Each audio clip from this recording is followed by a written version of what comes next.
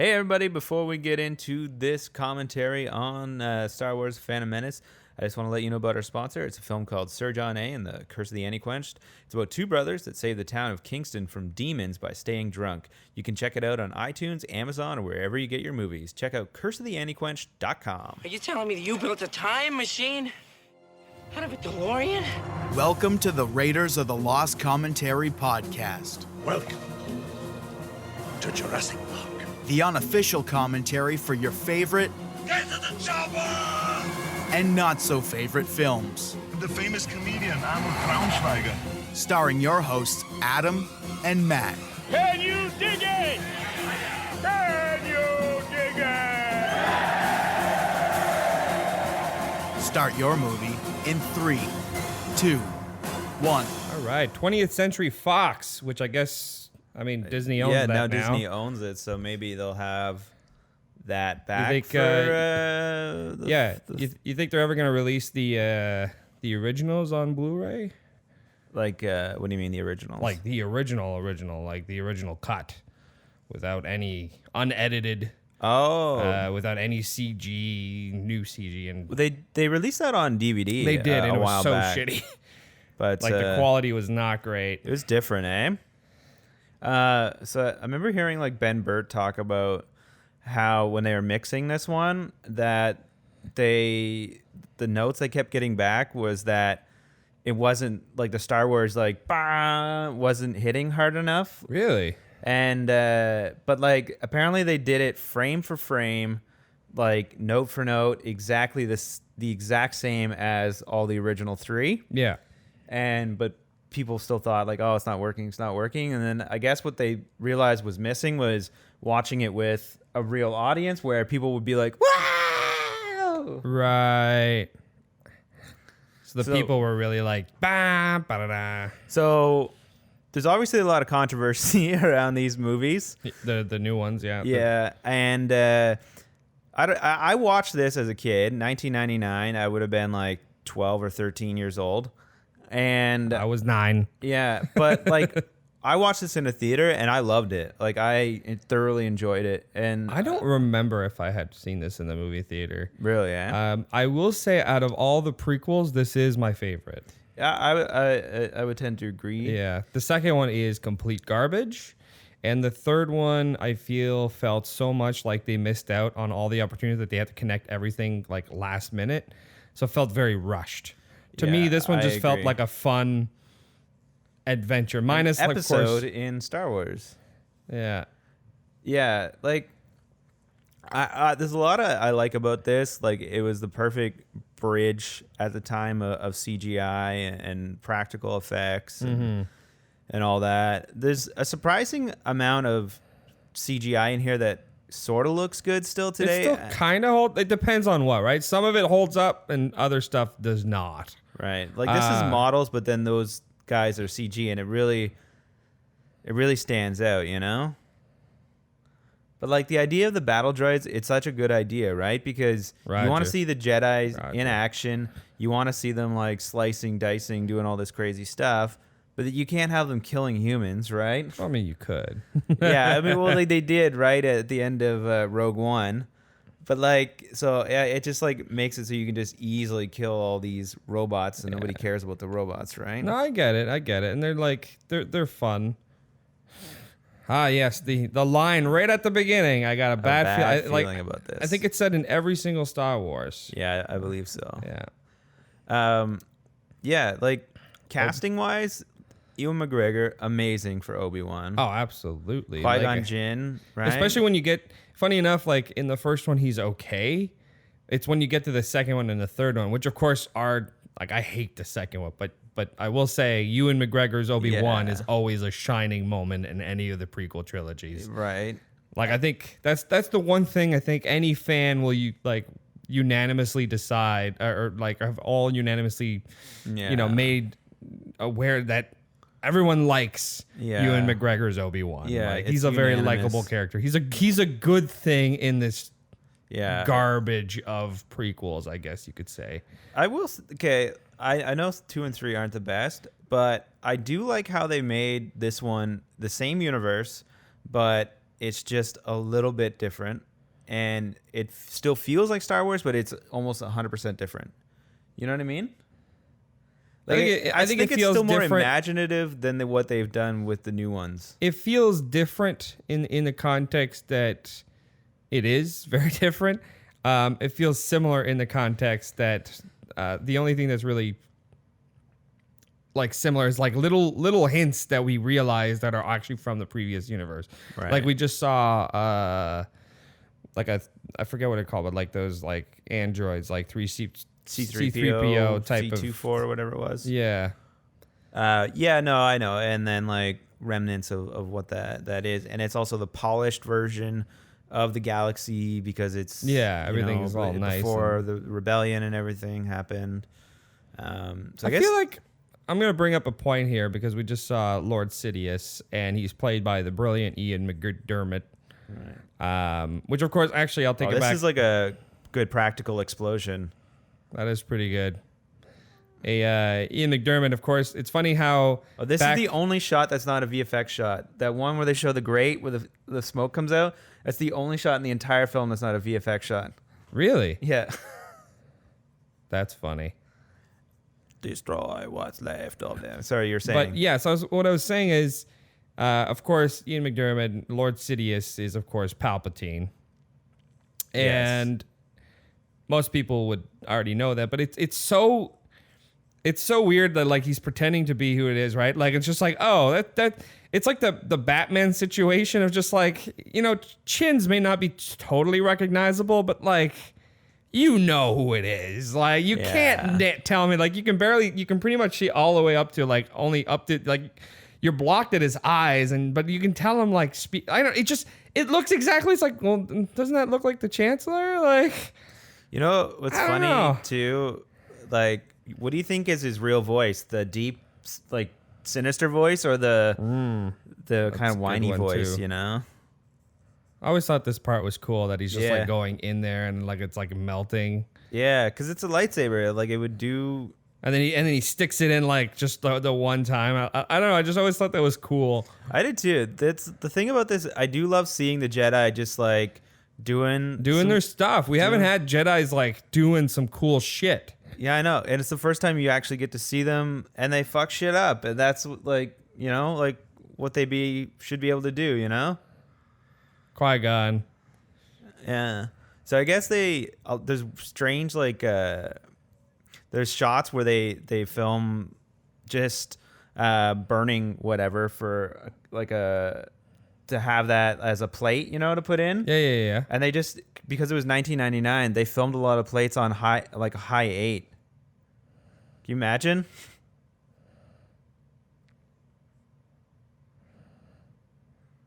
I will say it's a little racist, those guys. Yeah, I guess people they got like Chinese accents. Yeah. It's kind of racist. I guess they wanted to like have it in an alien language, but they thought it'd be just too complicated to have people read like subtitles the whole time. Especially if this is a children's movie. Yeah, that's let's all be. It's for the children. I mean, Star Wars has always been a kids movie. Yeah, he made it for sure. kids back in the day, and like of course, but like this one's made a lot more evident. So obviously there's like a lot of videos online. People are like, we get to the Jar Jar thing, but like, who is the main character of this film? There's no actual real main character of this film. And George Lucas has always said that Queen Amidala is the protagonist. Yeah, she's the main character. She's the one with the problem. People are invading her planet. She's trying to help, and everybody else is just got their own schemes and plans going on. Like the Trade Federation has their thing going on. The Emperor, he's not the Emperor yet, but Darth Sidious has his scheme he's got going on. The Jedi are just there helping, you know. That's kind of been George's kind of thing, like stand on the protagonist is actually Amidala. But like all like the movie, like A New Hope starts with R2 and C3PO, right? And we follow them as they stumble into this sort of like universe, and that's sort of like what the Jedi do in this, right? We meet them first, and they stumble into this problem. Like, look at that chin. You can't tell me. It's funny how now he's like the right age to play Palpatine, even though he in the past he played an older Palpatine. You know what I mean? Like it's weird that way that he's like the perfect. So I guess when he was cast, that George Lucas told him during like Jedi, like, oh, like, yeah, I got plans to maybe make like 9 total. Yeah. And whatever. Imagine if Palpatine was always played with that cat eyes lady. The what?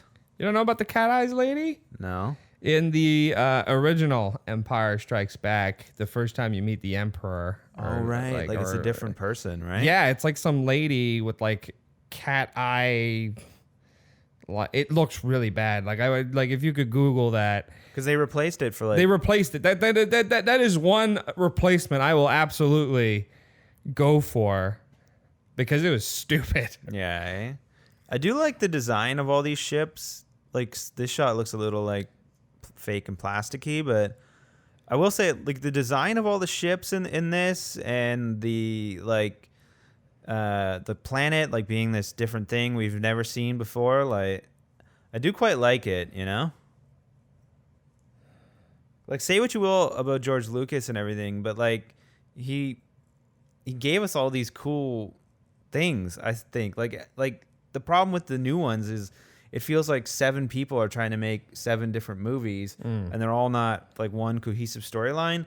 At least it's a bad storyline, like episode 1, 2, and 3, but it's a cohesive storyline. Right. Yeah. I see what you mean. At least the tone and everything feels exactly the same the whole way through, because it's a story. Whereas the last 3, they just seems to be like things are just happening, and just like that's.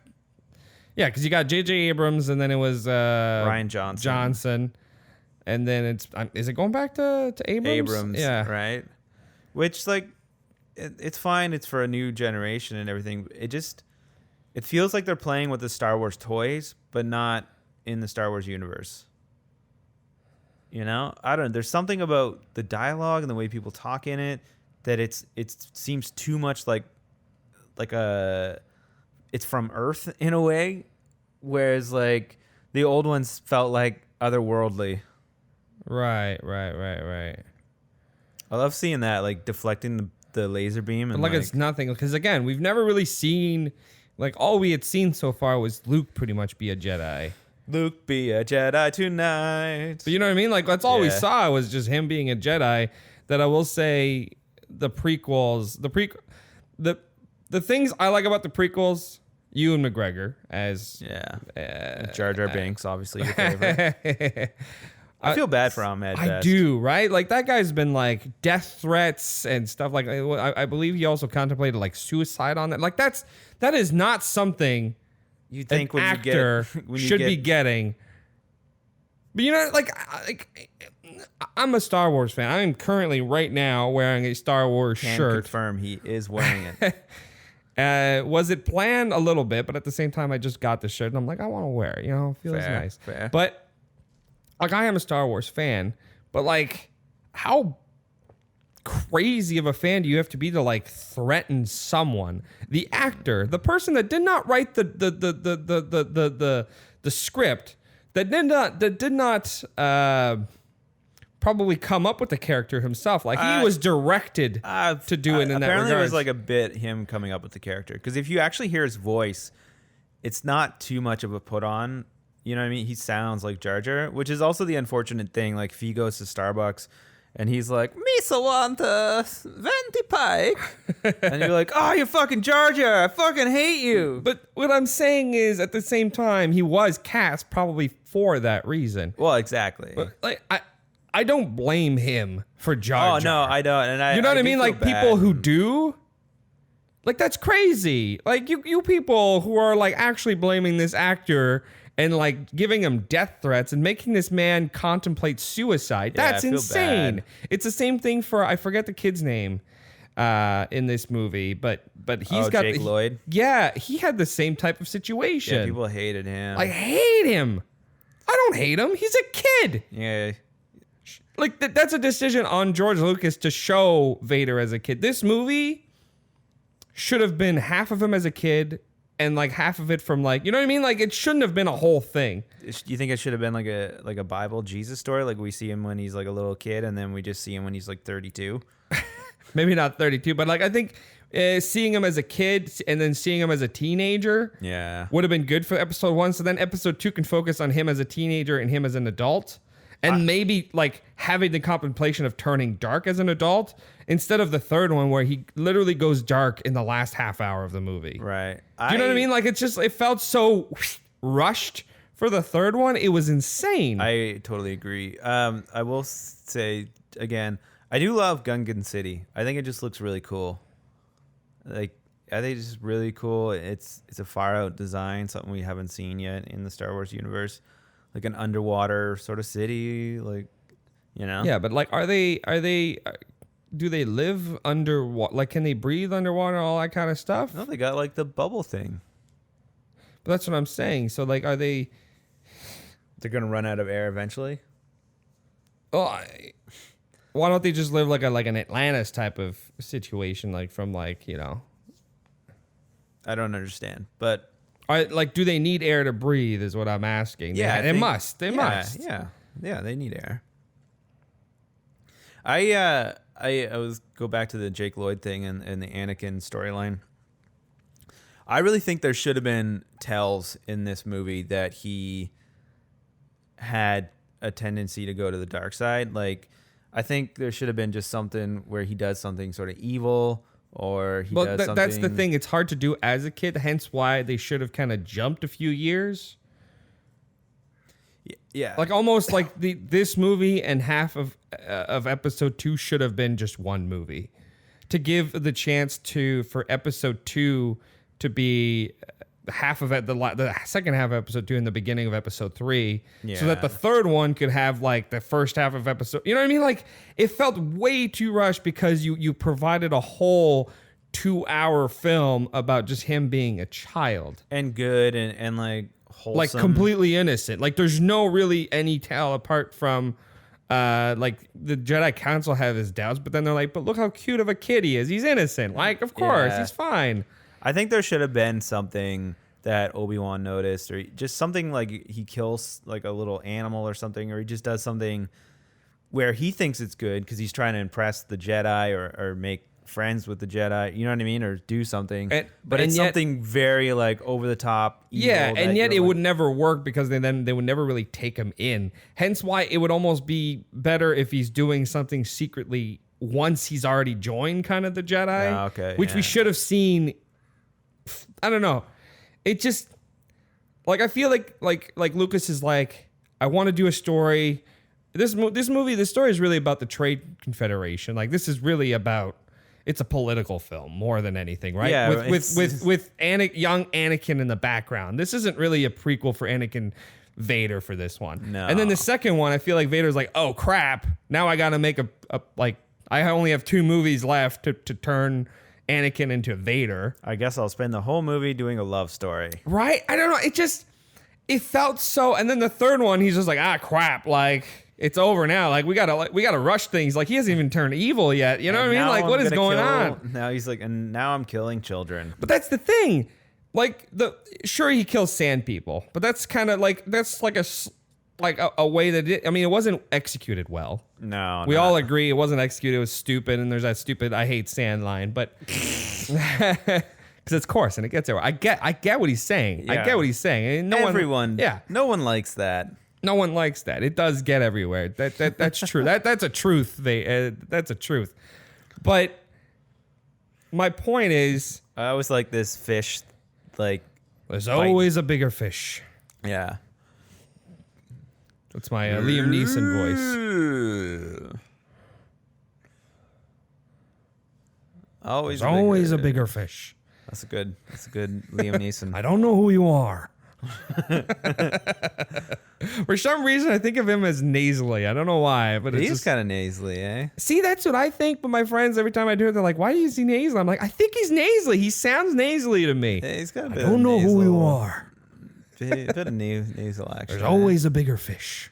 That's good. It's good, Liam Neeson. But my point was, yeah. So like, apart from the sand people in the second one, the third one was really like, he's fine, and then he's like worried that like his Padme is gonna die. So he's like, and then he goes to Palpatine. And Palpatine's like, this guy went to the dark side. And there's like a learning. I could help you with that. And he's like, okay. And then like freaking Okay. and then Mace Windu shows up, Samuel Jackson, and he's all like, no, this guy's bad. He's been the baddie this whole time. And then Mace Windu and Palpatine get into a fight, and Anakin's kind of freaking out here, right? Because he doesn't know what to do. And then Palpatine kills Mace Windu, and he's like, no! And then all of a sudden it's like, all right, you will do my bidding. Go kill all these children. It's just like, what? He was just seconds ago like saying, no, you just killed Mace Windu. And then all of a sudden you're like, all right, cool. You just saw that, so you're bad now. Now go kill a bunch of children. It just felt so fast. Way too rushed. No, I totally agree. I agree. They rushed it. They did a lot of bad things, and hence why I think the first one is the best one, because it didn't feel rushed at all. I mean, and that's either a bad thing or a good thing, right? Like it was. You know what I mean? It was a story.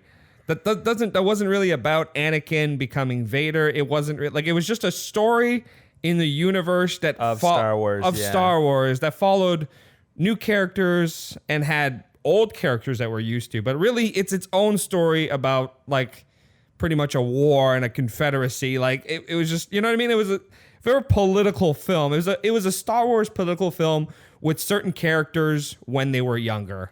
That's the way to describe it, and I think that's why it works best. So they filmed this, I guess, in Italy, to get all that, and then some of those ships are like miniatures, and some are CGI and just forced perspective. But there's like the shots, the wide shots of the city where you see the water falling. Yeah. Apparently that's just salt. So they pour salt like on blue screen or whatever, and then they composite that in. It's pretty cool. It is weird when you go from the CGI ship that flops up onto the water to like the actual practical prop, you know? So I guess like this shot too, coming down the stairs, all CG. They had to match a CG to mocap those droids coming down. Oh yeah? Yeah. Okay. When did you first watch this? When you were a kid? Probably, yeah. Did you catch that it wasn't Natalie Portman? Like, it's not Natalie Portman in the headdress right now. She's like in the back. She's right there. Keira Knightley plays her. For real? Keira Knightley is one of the No. Yeah. That makes sense. Yeah. I remember arguing that in high school, and someone had to look it up, and I was like, look it up. I'm gonna tell you right now. Yeah. I don't know if that's her there, but in one of the scenes when they're talking to her, and I think it's the scene where he turns and actually, Qui-Gon actually knows it's Padme. It's Keira Knightley. Really? Yeah. I mean, they looked very, very similar. Yeah, that's like perfect casting, you know? So I don't know if that's her there, but I do know she's one of the handmaidens. Yeah. That's great casting, I would say. Because like they do replace. Oh yeah, you're right. Don't funny. doubt me. Sophia Coppola is in it too, as one of them. A sachet. But yeah, they replaced her voice with Natalie Portman's voice. Oh yeah. Yeah. So they all sound the same? And then Natalie Portman does like a British accent when she's Queen Amidala, but then she does like her normal American accent when she's Padme, which is pretty cool. I always liked this character too. I did. I always did too. I love this guy like looking around like the guy. See, that's not Kara. No, she's in the background somewhere. Yeah, she's in the scene like later on where Qui-Gon catches that it's not her. Oh, okay. Keira Knightley and Natalie Portman look so much alike. They do. It's like Daniel Radcliffe and Elijah Wood. There should be a movie with the four of them in it. It's the most confusing movie ever made. That's interesting. Keira Knightley is in this. I wonder because like she could have easily been Padme. Yeah, she might have been. What's funny is she might have been maybe a runner-up. Yeah, and then they just cast her because she looks so much like her. Who knows? Right? I love Natalie Portman. Like, there's so many like diverse films that she's been in that I love. Like Leon the Professional. That movie's weird, man. That movie's about like a freaking 10-year-old falling in love with like an adult man. Yeah, but it's bizarre. But it's like I don't know. He's more like fatherly to her. I find. Of course he's like, no, you shouldn't do these things, but it still feels kind of creepy. Yeah, there's an element of it. I love it though. Luc Besson. I really like Gary Oldman's role in that movie. He's crazy. So I guess Ewan McGregor and Liam Neeson just had to pantomime killing all these things, and then they put them in after. I mean, I guess that's cool. You just kind of swing anywhere and you're going to be hitting it on screen. Yeah. But like, that's one thing I always like think is interesting is that feeling of like working with CG and you like talking with something or like interacting with something that's CG. And then it's only when you actually go see it in the premiere that you actually finally see what the hell you were hitting or, you know what I mean? Like, I think that's kind of cool. And I'd love to be put in that position. I'd be like, huh, cool. That's neat. Obviously what I meant. Dude, this feels very Star Warsy. Yeah, like this right here feels very Star Warsy. Yeah, it's awesome, and they're trying to make this escape, and here comes R2. I don't know. It just that's why this movie works because of R2. No, it's not really about any one thing. Like, it's not trying to be Anakin Skywalker's story. You know what I mean? It's just a multitude of things that are happening at the same time that you just get to meet these characters and some of the other characters that you've met before. Yeah, I do sort of like just it's absolutely absurd that they would have to patch this like shield generator thing on the outside of the ship, you know? Yeah, why would it be on the outside? It makes absolutely no sense. But it like for Star Wars, you're like, I don't know, I'm buying it the whole way, right? But because and why they would fly so close to the ship? Like they could have just left on the other side of the planet, you know? Like just like Empire, you know? But I don't know. I love it though. Like it just like I'm going along for the journey and like that's the thing with any of these kinds of movies, you kind of got to switch your brain off, right? Yeah. Like it's not going to make much sense in terms of the science as long as the story's there to kind of back it up and it's a fun ride. Like there's certain movies you got to switch your brain. Like if you're going into a John Wick movie expecting it to be realistic, totally. You're not going to have fun. You got to go in there knowing it's just going to be a fun time, right? Like someone had pointed out, it's like playing an FPS after you've beat it. Like that's how John Wick like is. He beats everybody. Yeah. It's just easy. You're level 50 going back to the first level, right? Yeah. Like that's what it feels like. Yeah, so the other thing I sort of like the introduction of Darth Maul, you know, Ray Park with Simon Pegg's roommate actually doing his voice there. Really? You know, in Shaun of the Dead, his roommate that's always mad at them. Yeah, that guy plays the voice? Yeah, because Ray Park doesn't sound like that at all. Darth Maul was awesome. I wish they didn't kill him right away. Obviously, everybody seems to think something similar, you know? Like it would have been cool if they saved him for a bit, you know? I mean, they technically... This is going to be a spoiler for a few things. So if you haven't seen the Clone Wars, the cartoon, stay away from this. But he does come back in the cartoon where he's got like these robotic legs. And apparently in Solo, he's in there. Have you seen Solo? Yeah, we did a review, remember? Yeah, so spoiler on Solo, I guess, is, so one of the great things I liked about Solo is that Darth Maul is in it. And you know it's him because he takes out his lightsaber in the hologram. I thought that was so stupid. You also know it's him because he's got metal legs and Yeah. looks like I forget what they're called, but Spiders. no, they But he has actually have spider a legs. no. He doesn't have spider. He has regular legs. He gets regular legs throughout the Clone Wars. At first, the first time you meet, he's got these spider legs, and then he gets like regular legs Got after it. that. But yeah, Got it.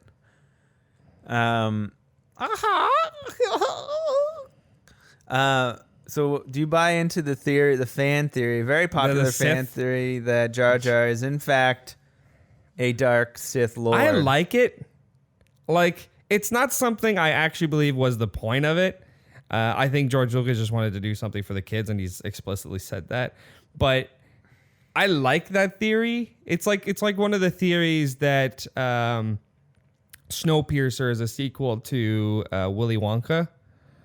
Or I guess Charlie and the Chocolate Factory. Why? The original one. Have you ever seen that video? No. Have you seen Snowpiercer and Charlie? Yeah. Yeah. It actually, like, if you listen to the video, it actually makes a lot of sense. Right. I'm That, sure, well, there's, it's essentially saying that Ed Harris is Charlie, okay. and he's pretty much because it pretty much is like a Willy Wonka type of like situation, and it's just saying like he went kind of a little crazy, but that is Charlie that is now Ed Okay. Harris. Anyways, it actually makes Well, sense. So I'll I have like to the watch theory that. of the Sith.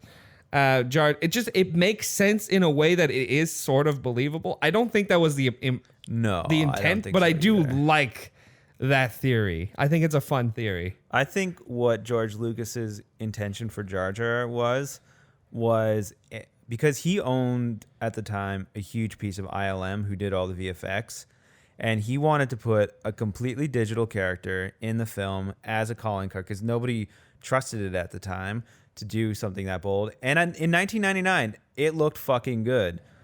It still looks decent. Yeah, it still looks decent. I've seen worse However, I've seen like- newer movies that have worse CG than that. Yeah, like almost 20 years later now, it still looks pretty good, right?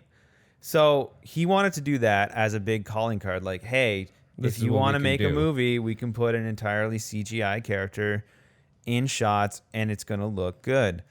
And I think that was what he did. And Ahmed Best said in the script, Jar Jar's, he's not really like the voices he's doing, all that's all Ahmed Best that came up with a lot of that is like body movement. So I think it really and truly was that.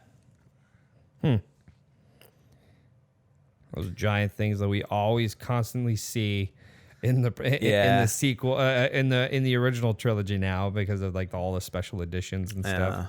I hate that. What, the ding or the No, just Watto? like the add-ons of the. I will say there are some things I enjoyed about the special editions that were added. Like they actually added in new scenes and stuff like that. But then there are other scenes or just other add-ons like those CG add-ons. I just felt which is like it wasn't needed.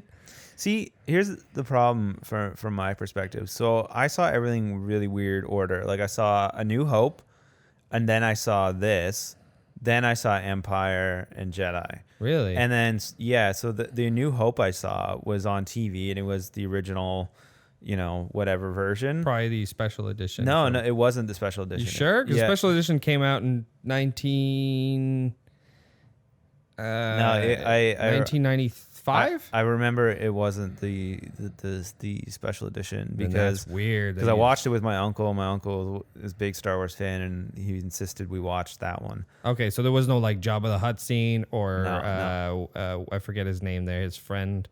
That whole scene's not from the original No, either. and I was like blown away by it. I loved it, and then we watched this in theaters, episode 1. And so I was like, "Oh, this is like didn't know anything." And then we bought the VHS, the 3 VHS With pack the Vader. with Vader on Yeah, it. yeah, that's the special edition. That's the special edition. So then, 1995 my familiarity was with the special edition ones, and we would never watch the shit at the start that was like George Lucas. Like, Yeah, I remember that. Oh, we decided to put in these things. Yeah, we decided to We'd do always these just fast things forward and- right through that, right up until just the Star Wars. Bah!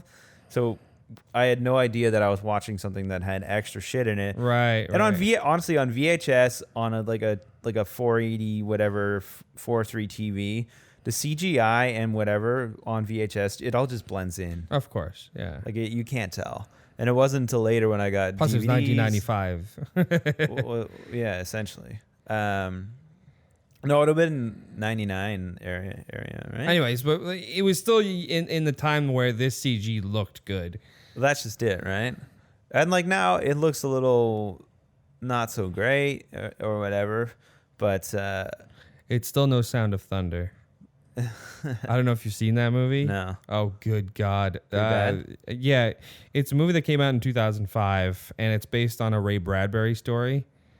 I think it's Ray Bradbury, but essentially it's got a crazy good premise. Essentially, this company in the future creates a time machine where they use it to hunt dinosaurs. So they go back in time, and pretty much it's like the ultimate game, right? Like hunters will pay to go back in time and shoot a T-Rex. oh, that's awesome. Right? That's a sweet premise. The movie is a terrible thing because it's based on a short story that's it.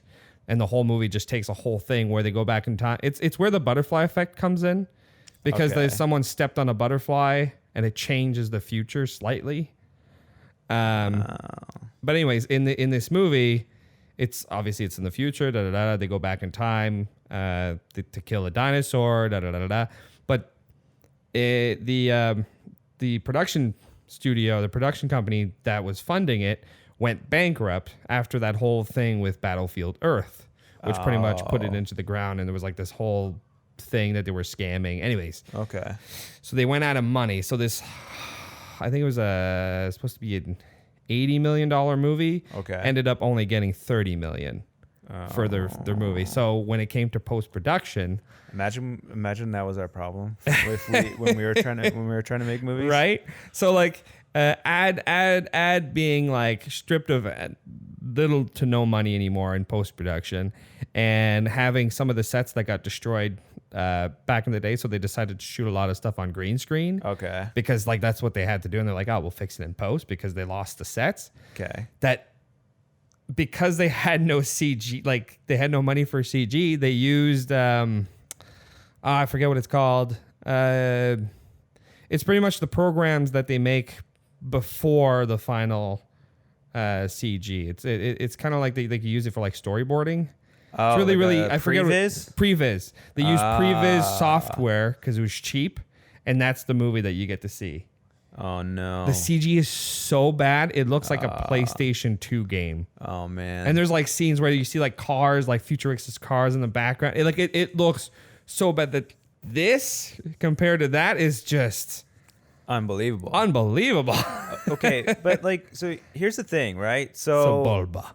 so this looks like whatever for right now, but like I'm watching Good Omens on Amazon right now. Don't be ruining Great show. anything here, I yeah. won't spoil Alright. anything, but every now and then there is something that is CGI in it, and like honestly, episode 1 looks better. Really? Yet there's some stuff that looks a little wonky in it, and like I mean, know it's it a is TV a TV show, but usually recent TV shows like Netflix shows and Amazon shows are actually pretty decent when it comes has to CG. pretty good VFX, but every now and then, Look at Stranger Things. Is yeah, I haven't watched any of the new season. me neither. But what I'm saying is like just that the, CGI is quite the good. CGI is fantastic. But I just think there's just some stuff that just they haven't 100% gotten right yet. And like we look at Thanos, and Thanos Oh, is man. like the most convincing CGI character we've seen in a long time, next to the Hulk. You just forget that he's there, Yeah. like as a CG character, Yeah, right? he blends in. Everything looks legit.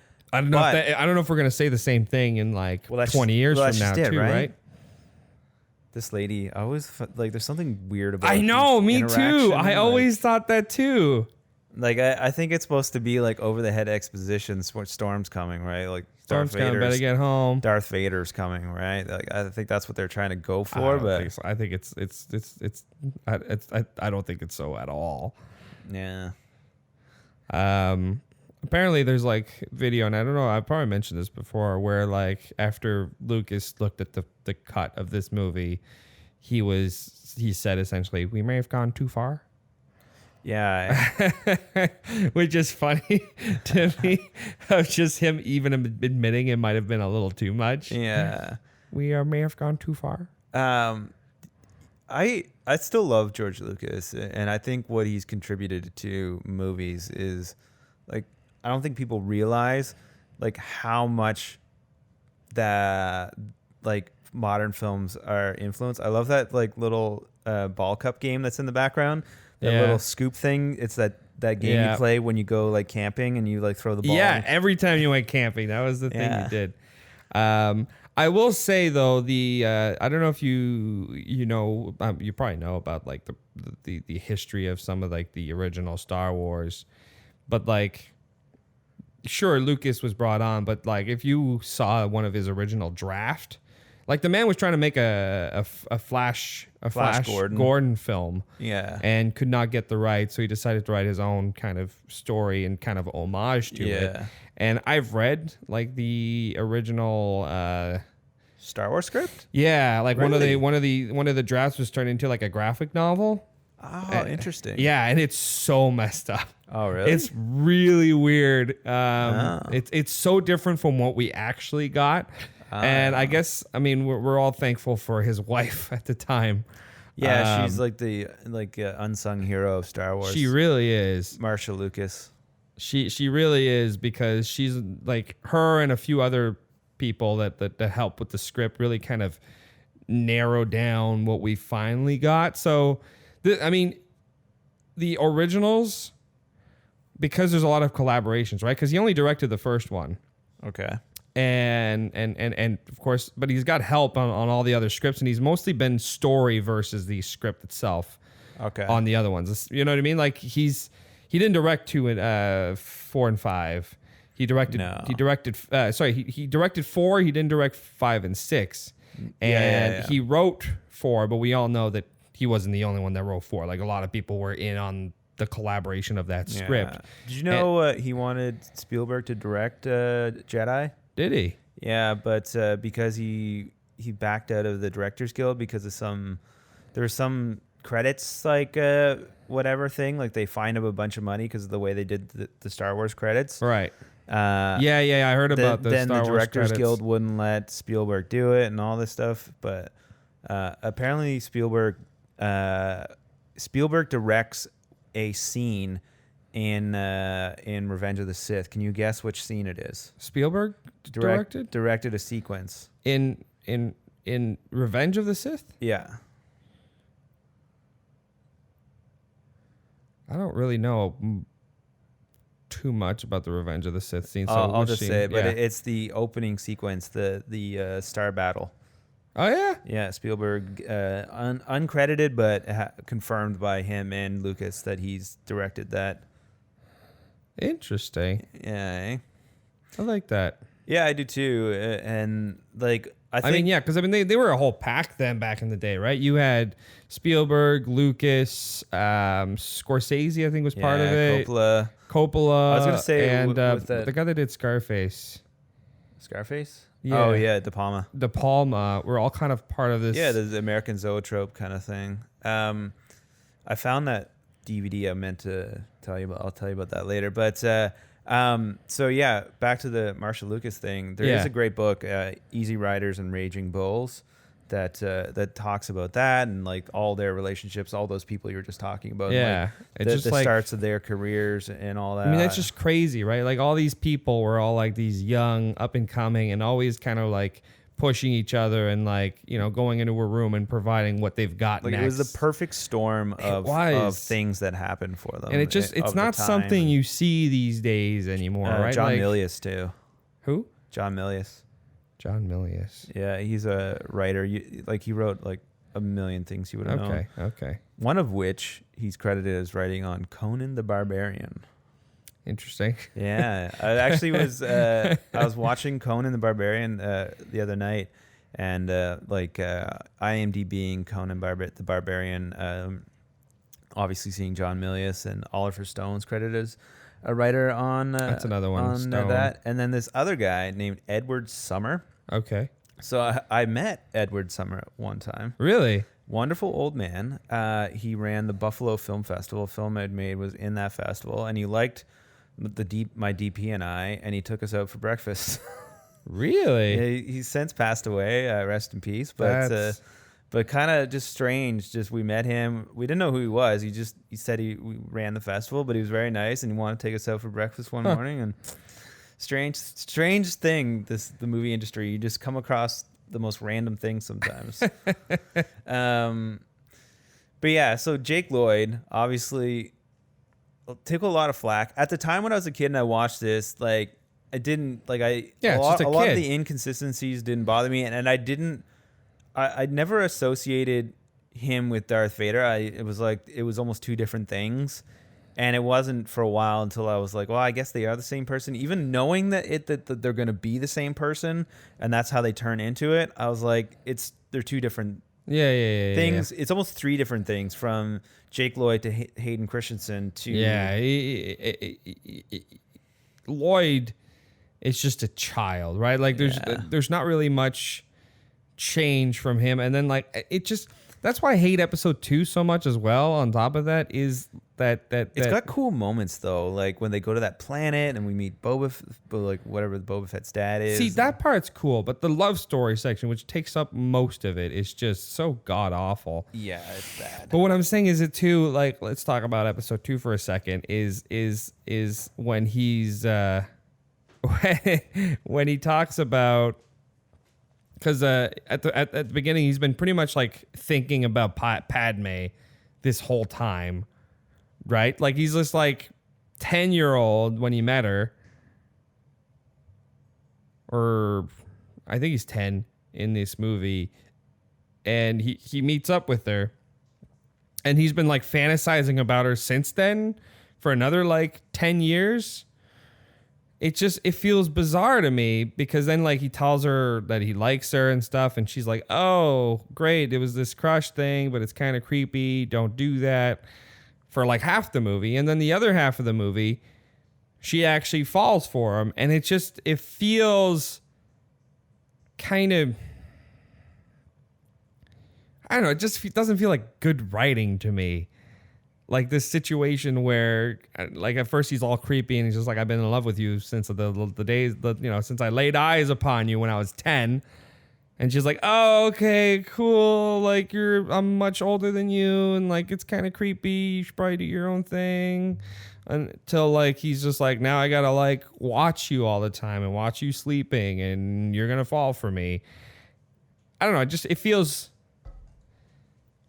very off. It doesn't feel like good writing in that respect. Like it's just like, okay, so I have this conflict. Now how do I get out of it? I don't know. You just do. She just falls in love with him. But that doesn't make any sense. I could see how they maybe should have done like the route of, like, you know how when somebody gets captured, or like somebody saves somebody and then they fall in love. But there's none of that, really. No, I'm just saying. Oh, like, you're how they saying, yeah. could have fixed it. There could have been so many ways for it to happen, but essentially just happened like, I was 10, I fell in love with you, I've been thinking about you for this many amount of years. And she's like, oh, okay, that's creepy. And then like halfway through the movie, she's like, okay, I like you now. Like, what? Yeah, the age gap doesn't make any sense. No. Like, I don't know what they were thinking. I don't at all. know. It feels, that's why episode 1 should only work alone, because it does not fit like it continues on with the rest of the sequels. Like the rest of them don't fit properly. No. Like I had seen a way to watch Star Wars, and I kind of agree with it. If you were to like show someone, like, I feel like you start with 4. You would like, and I'm not talking about any prequels or any of that, right? Like just a straight up Star Wars. If you have a new child and you're like, yeah, I had seen like a way to properly view them all, instead of going like 4, 5, 6, 1, 2, 3, which is what I thought I'd doing. But like, I kind of like this other idea of you do 4, 5, and because 5 reveals that Vader is also Anakin. Oh wait, I think one of the girl in the gray is George's daughter. Is it? Yeah. It's Greedo. I mean, if this is Star Wars, you know they're all connected, right? Yeah. You see, I got a little Greedo toy in my I did. garden. I did there. see That's like that. an original. Imagine it's Greedo and he grows up just to get shot by Han Solo. Everyone knows everyone in the Star Wars universe. Everything's connected. But yeah, sorry, I forgot what I was talking about. Just about the love story. Yeah. No, about how to view it way properly. To view it. Yeah, so you do 4 or 5, And because you learn that Vader is Anakin in 5, you then do 2 and then 3. Where does 1 come in? I mean, 1. A lot of people have said like 1 is just kind of like it could be watched after or before. It's kind of its own thing. Yeah, no thing, because if it doesn't really fit within the kind of story, right? It's just an extra. It feels like a one-off, like Solo and or actually more like Rogue One, right? Like it just feels like its own story that's like a prequel that follows some of the characters from what we've seen before, but isn't really part of the main story. Yeah, and it really isn't. Like the second one, it starts off, Anakin's older. He's a Jedi, like he's part of the Jedi. He meets this woman that he saw when he was younger. But if you put this one in account, it makes it even weirder. Right. Yeah, because she doesn't look at all like he's aged, and he's aged like 20 years. Yeah. It's working. It's working. I know that's become a meme, but forever I would. Anytime I would get something to work properly, I would yell that, you know? Me too. Yippee! I don't know. And then the mother character is strange to me too. Like, there's just a lot of things that don't fit in my mind. Also, we learned that Anakin is pretty much Jesus.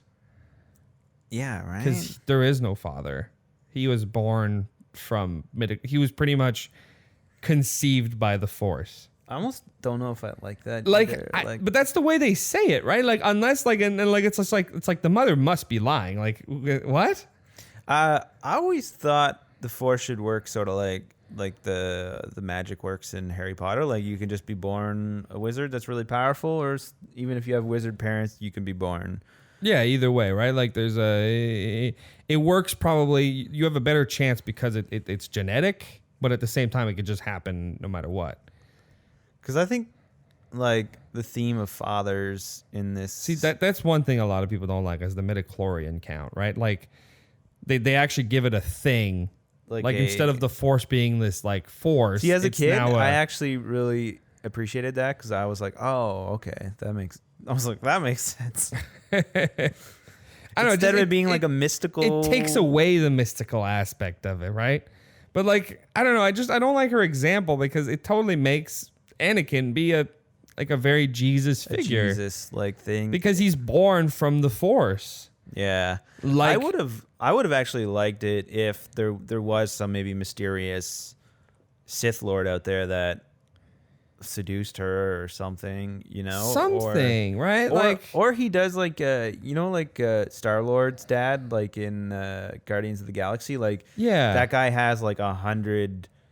Like thousands of women he seduced and had children with. To kind of see, this is a spoiler for Guardians too, but I had those binoculars as a kid. Did you? I had that communication device that Qui-Gon had, but it was big. Like if it was bigger than your hand. Like that thing was huge. His thing was supposed to be you were supposed to be able to see out of it and like see data on it. It was just like blurry binoculars that didn't like it barely magnified anything. Hey man, Lucas made his money through toys. It's true. If you want to know more about the toy thing, you should refer back to 2 or 3 podcasts ago when I interviewed Brian Stillman, who made the Plastic Galaxy film and is also a producer on The Toys That Made Us. So that's a few episodes back. But what were we saying about? I kind of forgot our train of thought. We were talking about. Well, you mentioned the binoculars. Yeah, before that though. I don't remember. Sebulba. Did you ever? I'm sure every kid our age at the time had that game. But did you have the pod racing game on N64? Oh, dude, love that game. Right? It does not hold up these days. Oh, no, it doesn't? It does not. Oh. Yeah. I think, though, there is, like, an element. Like, I've recently got back 64, and I've been replaying some old games that I loved as a kid. Like, Shadows of the Empire. That holds up pretty good. I never played it. I bought it more recently. I've never played it. The only Star Wars game I played as a kid was, I think, Jedi Academy 2 or something along those lines. Again, it was a fun game. Rogue Squadron, that was fucking shit. I loved Rogue Squadron. So they made Rogue Squadron because in Shadows of the Empire, the second level, you fly like a snowspeeder and you do that sort of battle on Hoth. So that was so popular, they made Rogue Squadron. Really? Yeah. Yeah, because Rogue Squadron, like I didn't play it on the N64. I played it on the computer, and I used to love that game. My dad was a big like plane simulator fanatic, and he always had those like joysticks. So of course, playing that with the joystick was a lot of fun when I was a kid. No doubt. Yeah, I had a PC game that was Phantom Menace, and you could play as the Jedi, or you could play as Captain Panaka, or different characters, and like you could easily cheat with it, and you could just be a Jedi, even if you weren't supposed to be a Jedi. And I remember getting like some stuff. I think it was in the cereal box. Remember when we used to get computer games in cereal boxes and stuff, and movies and stuff? Those were the days. But I think we had. Now you just get diabetes from cereal. I don't remember what kind of game it was, but it was a Phantom Menace Star Wars game where you got to control like a world environment where you can like grow pretty much alien forms. Space, dude. Like you can like have Ragnarok, like what are they called? Not Ragnaroks. That giant thing that he fights in Return. Oh, the Rancor. Rancors. So like you can grow Rancors. It felt it's kind of like a Zoo Tycoon, but like it's like populating a planet in Star Wars. Cool. So I remember playing that a lot as a kid. And I had like this really, really kiddie Phantom Menace computer game as well. Okay. But obviously, I played a lot of Pod Racer. Like I never owned Pod Racer myself, not until more recently. Okay. But like my neighbor, who was like this cool dude that worked for my uncle at the time, and he literally lived like right next door. He would have like the DVD collection, had all these like games and all this kind of stuff, cool. right? So I'd always like borrow his stuff from him, and that was a game I always like went over to play at his place. I just want to say, in the crowd, the bits you can't really see in the background, it's Q-tips. What? Yeah, the crowd, like in the background, when you see the crowd every now and then, they are Q-tips. Really? Yeah. Like decorated Q-tips? No, just Q-tips, I think. So, like, obviously, this is like there's a close-up crowd, but when you see it in the wide shot, It's like miniatures, you mean? yeah, it's like a miniature. With Q-tips. Yeah. Interesting. This race takes here's so like, long. Three I will Stooges. say, I love the pod racing when I was a kid. But I like it too. But watching it now is like, holy Oh, it's like the crap. movie just stops for a second to do this And pod it's race. so long. Like this whole sequence can be described as. I know. That's all I'm going to say about this whole sequence, because that's straight up what it is.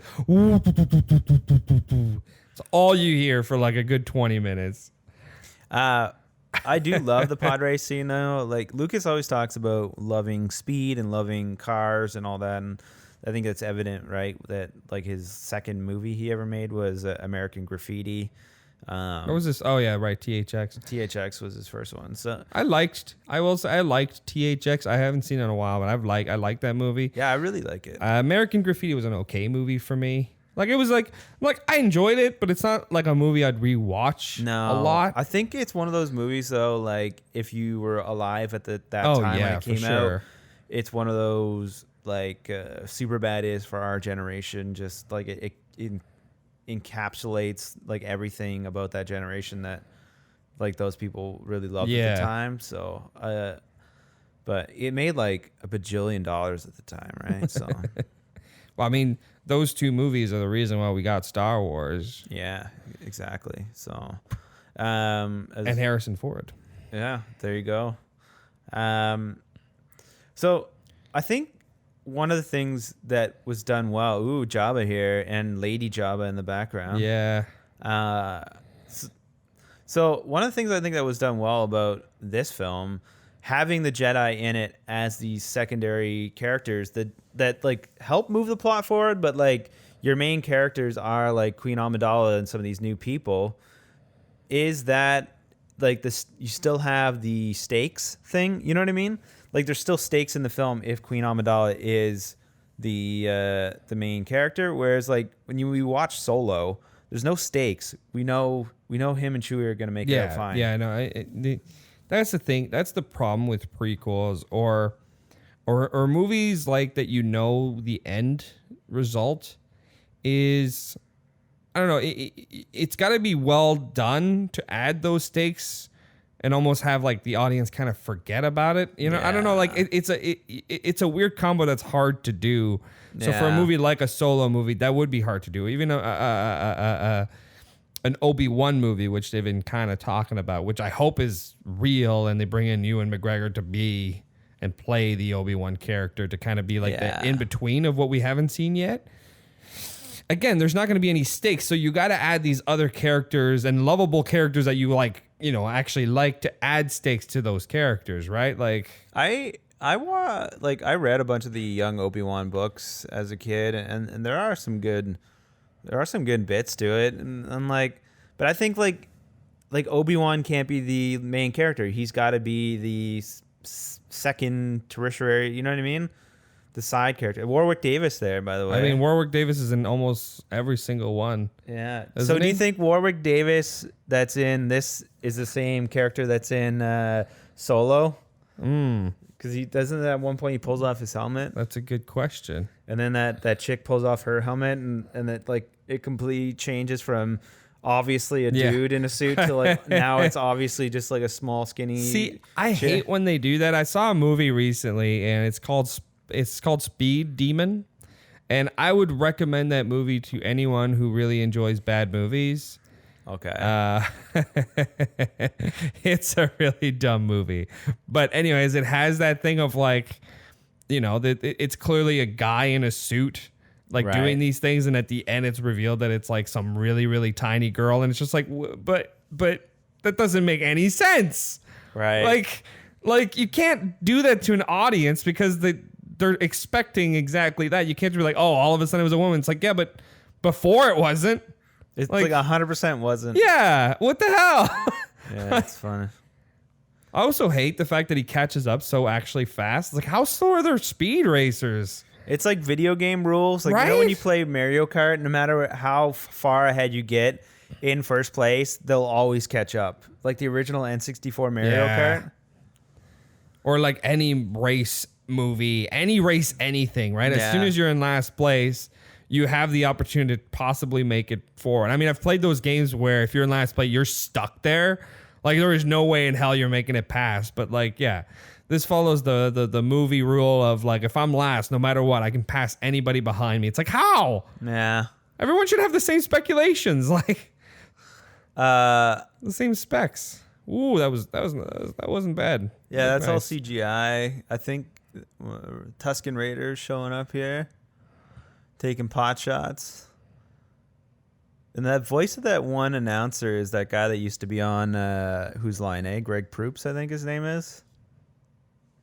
You remember the guy with glasses? And Oh, kinda that like- guy, the slightly chubby dude with the glasses. Not Drew Carey. No, I'm but- not talking about Drew Carey. I know who you're talking about. I know who you're talking Yeah. about.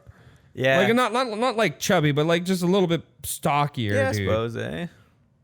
Woo! Chubina nushi polba. Odie Mandrell. Wando Dongo. And his Elon like three Musk. droids are Larry, Curly, and Moe here. Yeah. La, la, la, la, la, pff, wah. Those are so silly. That looks Uh, bad. Yeah. For some reason. I was listening to the commentary last night, and George Lucas is like, that was one of his favorite shots of the whole movie. Really? Yeah. Of him throwing him off? That guy off. Isn't that? That's a weird shot to be proud of George just Lucas, secretly a psychopath, maybe. secretly does not know how to, I don't know, doesn't have taste. I don't know. I will want to point out, so C-3PO here, it is a practical prop. Yeah, it's an animatronic, isn't it? Well, a puppet? yeah, Mixture of and both? there's a guy behind that's been painted out that's puppeting him. like Really? marionette style, yeah. Oh, that's cool, cool. So Anthony Daniels, obviously the guy who Voiced does the him, voice yeah. of C-3PO the whole time, who apparently now they fucking hate C-3PO in the new movies for some reason. You Who know? does? Everyone, like the writers, all the characters are always like, fucking get out of the way, C-3PO, you fucking dick. Oh, right. Okay. I see what you mean. Yeah. They always hate him in the new ones. He's like popping up out of nowhere, and people are like, get out of the way, you stupid robot. I mean, he was always kind of like that in the originals pertaining to Han. Yeah. So pretty much everyone's become Han. So anyways, a number of years ago, there was a Star Wars orchestra that was touring, and Yeah. Anthony Daniels was the host. So when we went to see the Star Wars orchestra, he's the one that would like, I don't know, preface like the song. Like he made it like a story, and like he was very, I don't know, theatrical about the whole thing, right? Okay. So there was a point where he was talking, and he's like, he sort of was setting up Princess Leia's theme. They're going to play Princess Leia's theme, and then he says Princess Leia, and the crowd is like really quiet, right? And as soon as he says like Princess Leia, I yell out, I'm like, yeah! And he stops, and he looks up in the crowd at me, and he points at me. And then continues on with this thing. Really? Yeah. That's funny. Yeah. I thought I would be one of many people cheering for Princess Leia. And yet I was the only one. And, and he like looks at me like and smiles. Like Look at you. C-3PO smiled at you, I dude. know, right? He Yeah. pointed and smiled at you. Yeah, I know, right? I felt very special there. When fucking C-3PO looked at me. It's like, it feels like when you like watch a movie in the theater and stuff, and you're laughing and yet no one else is, and you're like, did no one get it? Yeah. Like, why didn't anybody else join me on this? You know what I mean? Yeah. Like, am I stupid or did I just catch something else? Yeah. I don't know. Fuck Skywalker. Go, Eddie. You're gonna lose. I do love the sound design. Like But it just everything. gets annoying. Nah, I love it. I love it all. I love that there's no music. I love that it's all just. It's all racing, and It's all that's sound. all you can it's hear. all the racing. Oh, the sound. I'm not saying it doesn't sound good, but like it just went on for way too long that's all you hear now. Also, this would never fly. It's pun intended, but like these things are. It's not like real race cars where they all have to fit within the same kind of category. Like clearly, these things are some are way more souped up than others. Yeah. This does not fit racing. No, racing. I know Sebulba's engines look bigger, but because Anakin's pod is lighter, I feel like his would go faster just because of, you know. But that's what I'm saying, right? Like that's why there is that kind of.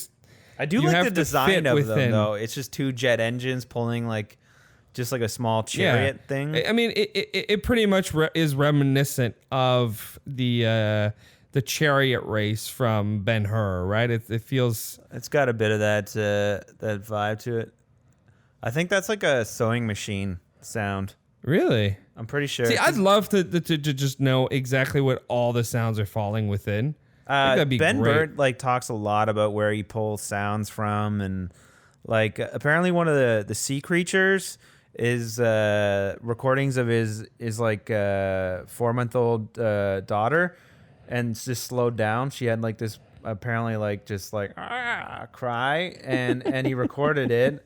And then slowed it down, and it turned into like that. See, that's what I think is so great about sound design. It could come from so many places. Oh yeah, all these different things. But yeah, Got to put the forces of George half the Lucas man. was like, "Oh, this scene was to show that he's crafty and that all this that to eventually turn into like the Sith all I Lord." could see is him just going, ooh, ooh, ooh.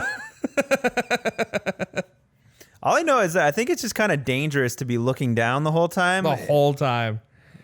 And now he's going to speed way past him again. Unrealistic. He's gonna catch up. Is all. Unrealistic. Just like catches up so fast. Well, I think that we've established that his pod is really quick. But like, you know? he should have passed him and been gone already by now. You know what I mean? Like, Let's catch up the boat. See, that guy makes it legit. George Lucas foreshadowing iPads. Pretty sure that's like Star Trek. Yeah. That's a cool shot. I know like some of this is like miniatures and some is CG and some is like green screen plates and all that. Yeah, this feels very Ben-Hur chariot race. Yeah, eh? So you're saying that's like Q-tips in there? And some of the wide shots where you just see sort of dots. Huh. That's funny. Yeah, it's kind of funny. Just things they would use and do. Also, where are the cameras? Yeah, I know, right? I know they're looking at through the screen, but where are the cameras here? The cameras are the real speed demons. I love the destruction too. Like when it blows up, like it like busts into all these mini pieces. And that's a real.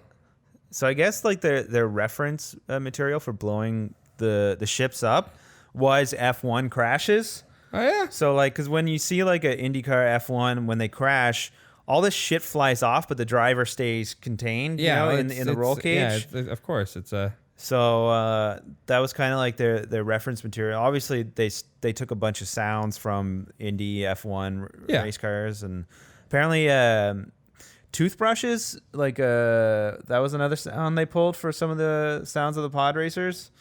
Like, Toothbrushes. Yeah, like electric toothbrush. This CG Jabba looks really bad. It doesn't look right. I feel like it does not. It looks as good as it did in 1995. Yeah, exactly. We owe you, Annie. I'll totally be boning you in a couple years. Isn't that bizarre? Like she looks like an adult.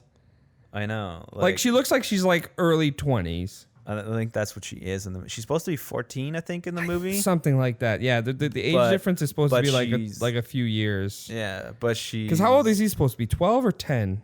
I thought he was 10 or 8. Yeah, it's something like that. 10?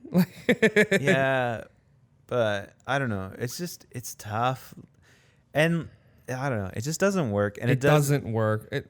It's they should have gone kind of like how. With the new Spider-Man, you know, Tom Holland looks young. They should have went with someone that looks maybe a little younger than Padme, or like Natalie Portman. Natalie Portman still looks young, but she's not young enough for what they needed her to be. No, I agree. Like I think we should have met Anakin at a later age. It would have been cool to do something similar to what you said. Like we meet Anakin maybe.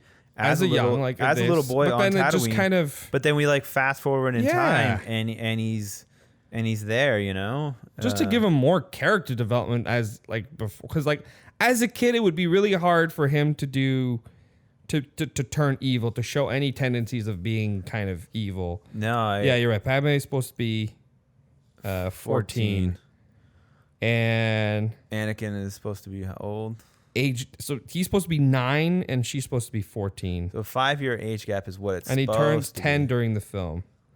And by the time of their sexual relationship in Attack of the Clones, it's supposed to be 10, so he's supposed to be 19 and she's supposed to be 24. So it makes sense then.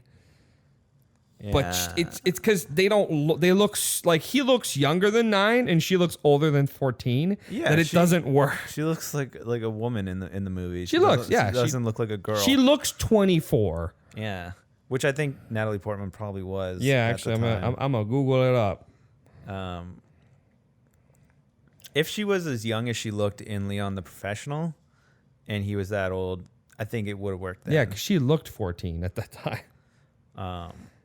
I think like they should have done something like that, and Anakin should have done something, maybe quote unquote heroic or life saving to her, so that makes sense. She went to Harvard in 1999.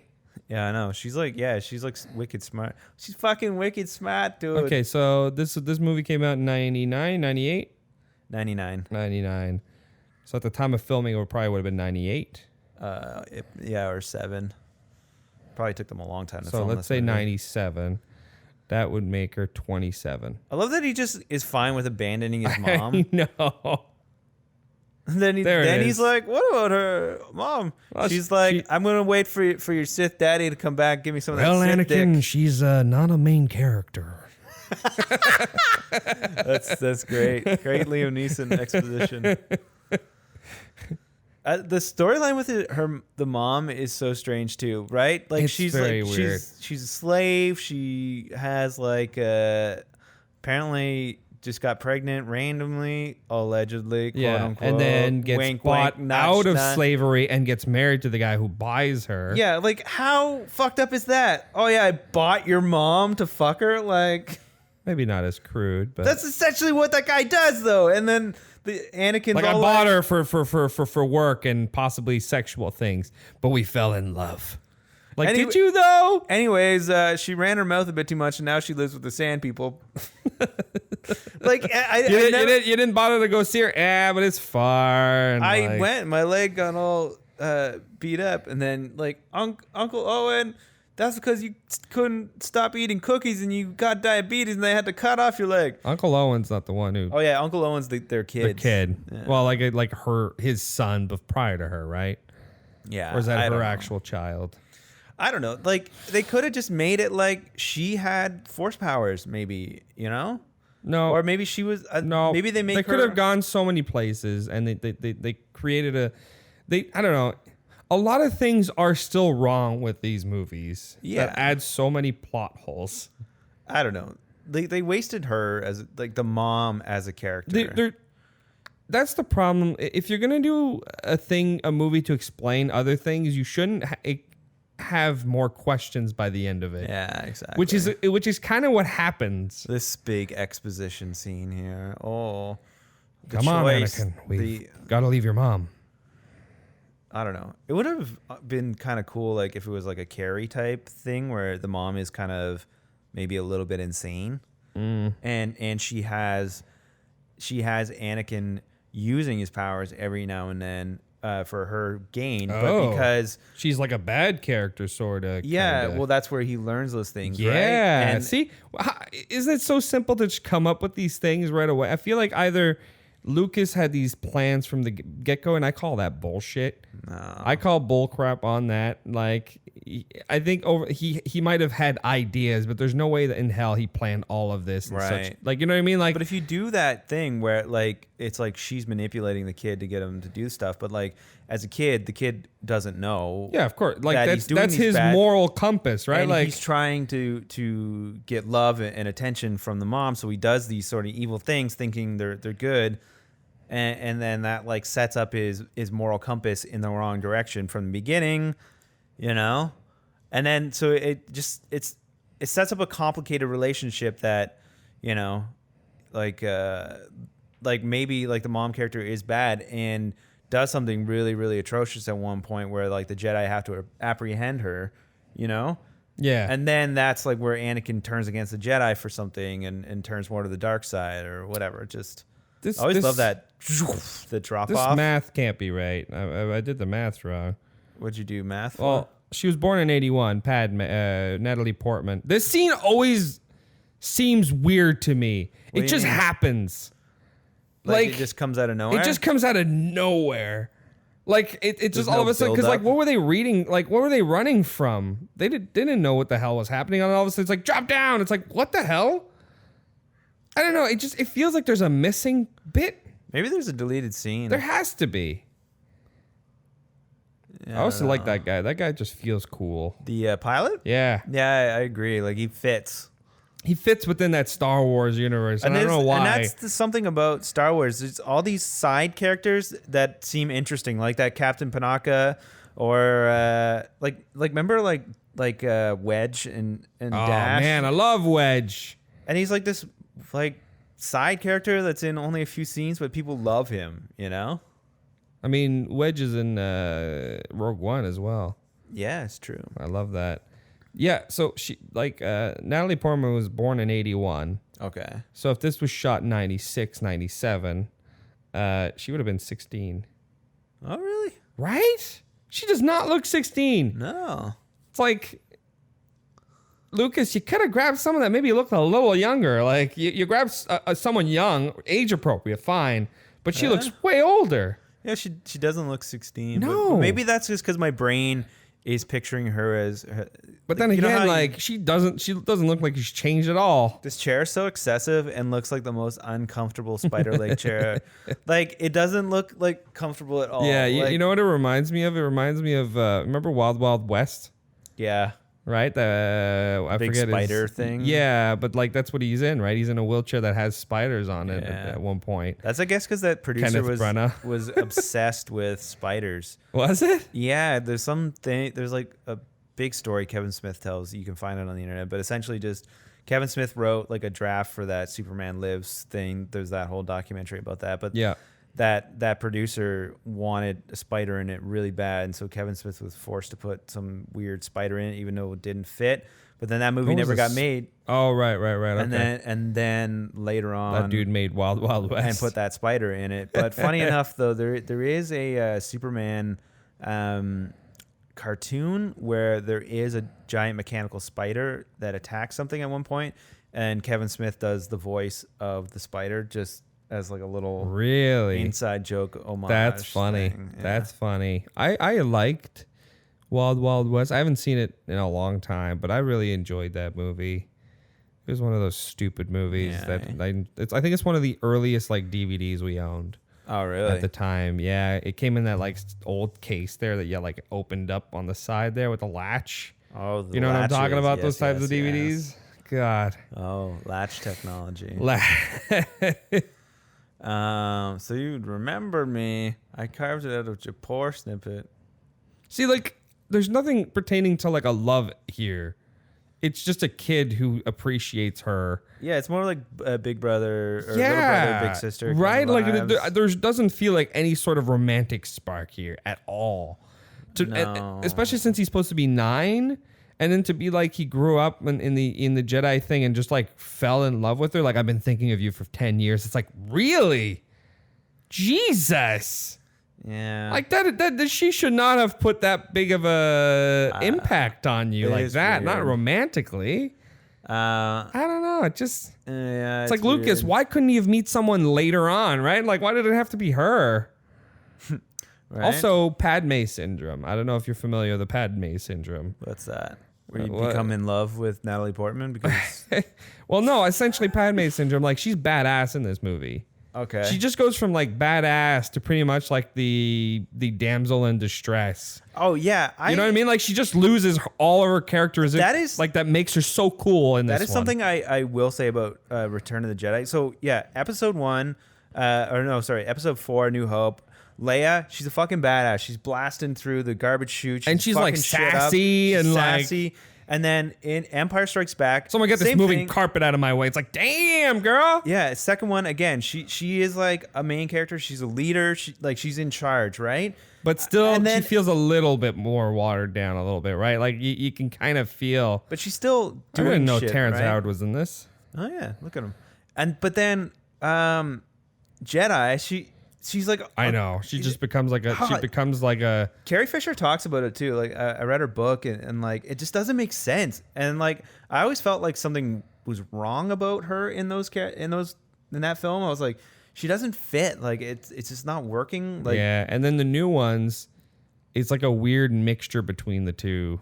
oh yeah. I don't know. I don't like her in the new ones. You know what's weird about?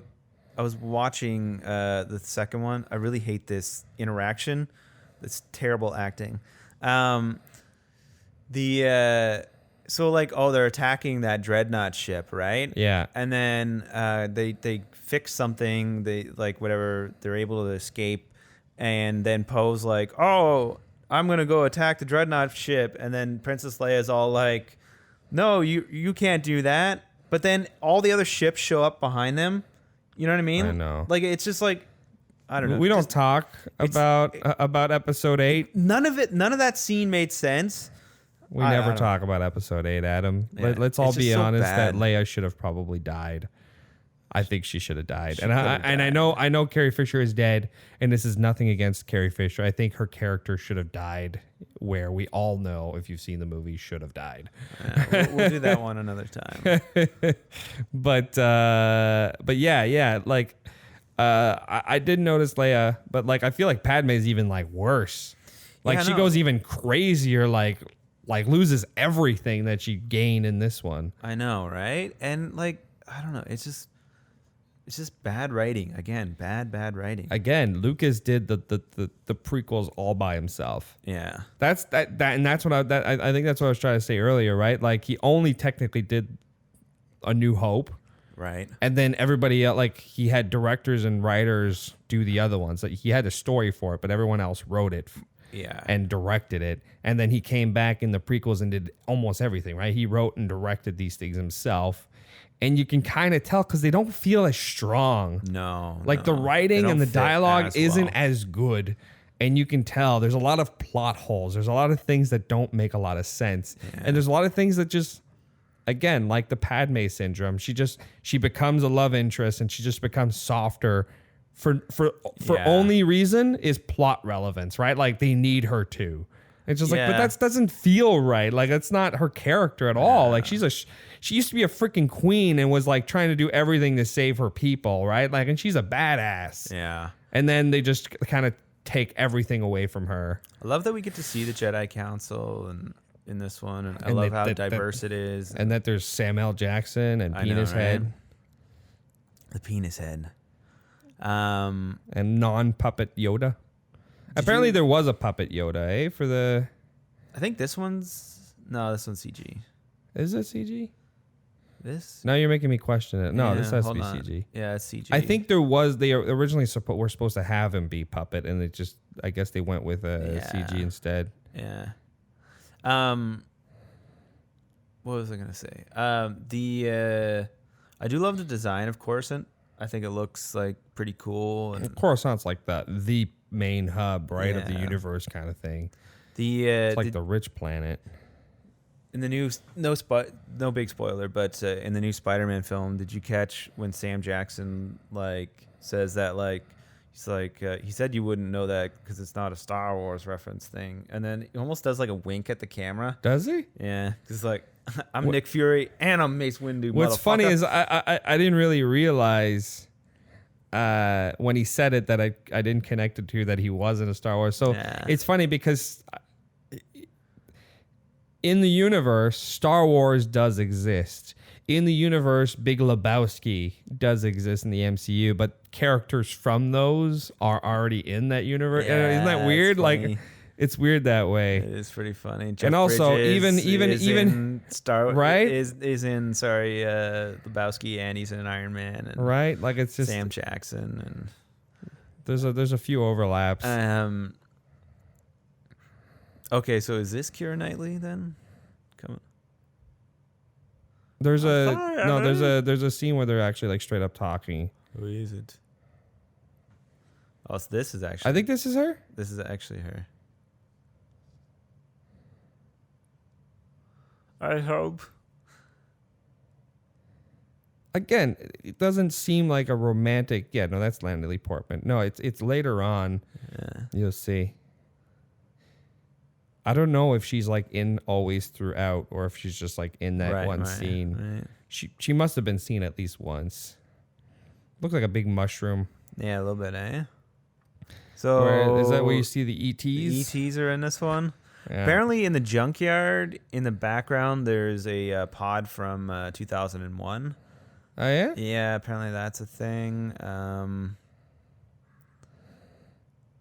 always found this, like, you know, when you said the pod race drug on for a long time, I found this politics bit. Oh, yeah. Again, the whole movie is about politics. The whole movie is about technically like it's about Palpatine like doing a coup really to take over. Yeah. Right? Like he's doing all of that so that people would vote him in as chancellor. Yeah.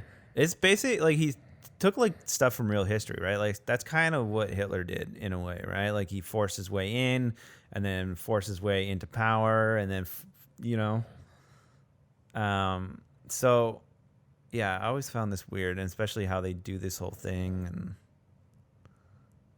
And I guess Lucas wanted to double down on the political stuff. Like if he was remaking these She always looks like she's about to cry. I know, right? Right? I think it's the up down her lip that has like the lipstick. It always makes her look like she's like about to cry Yeah. every time. This scene, yeah, it's a very slow scene for a kids movie. Yeah, and it's a lot of like chunky. Like, look at her. chewy- I know. Looks like she's just about to like just lay down some tears.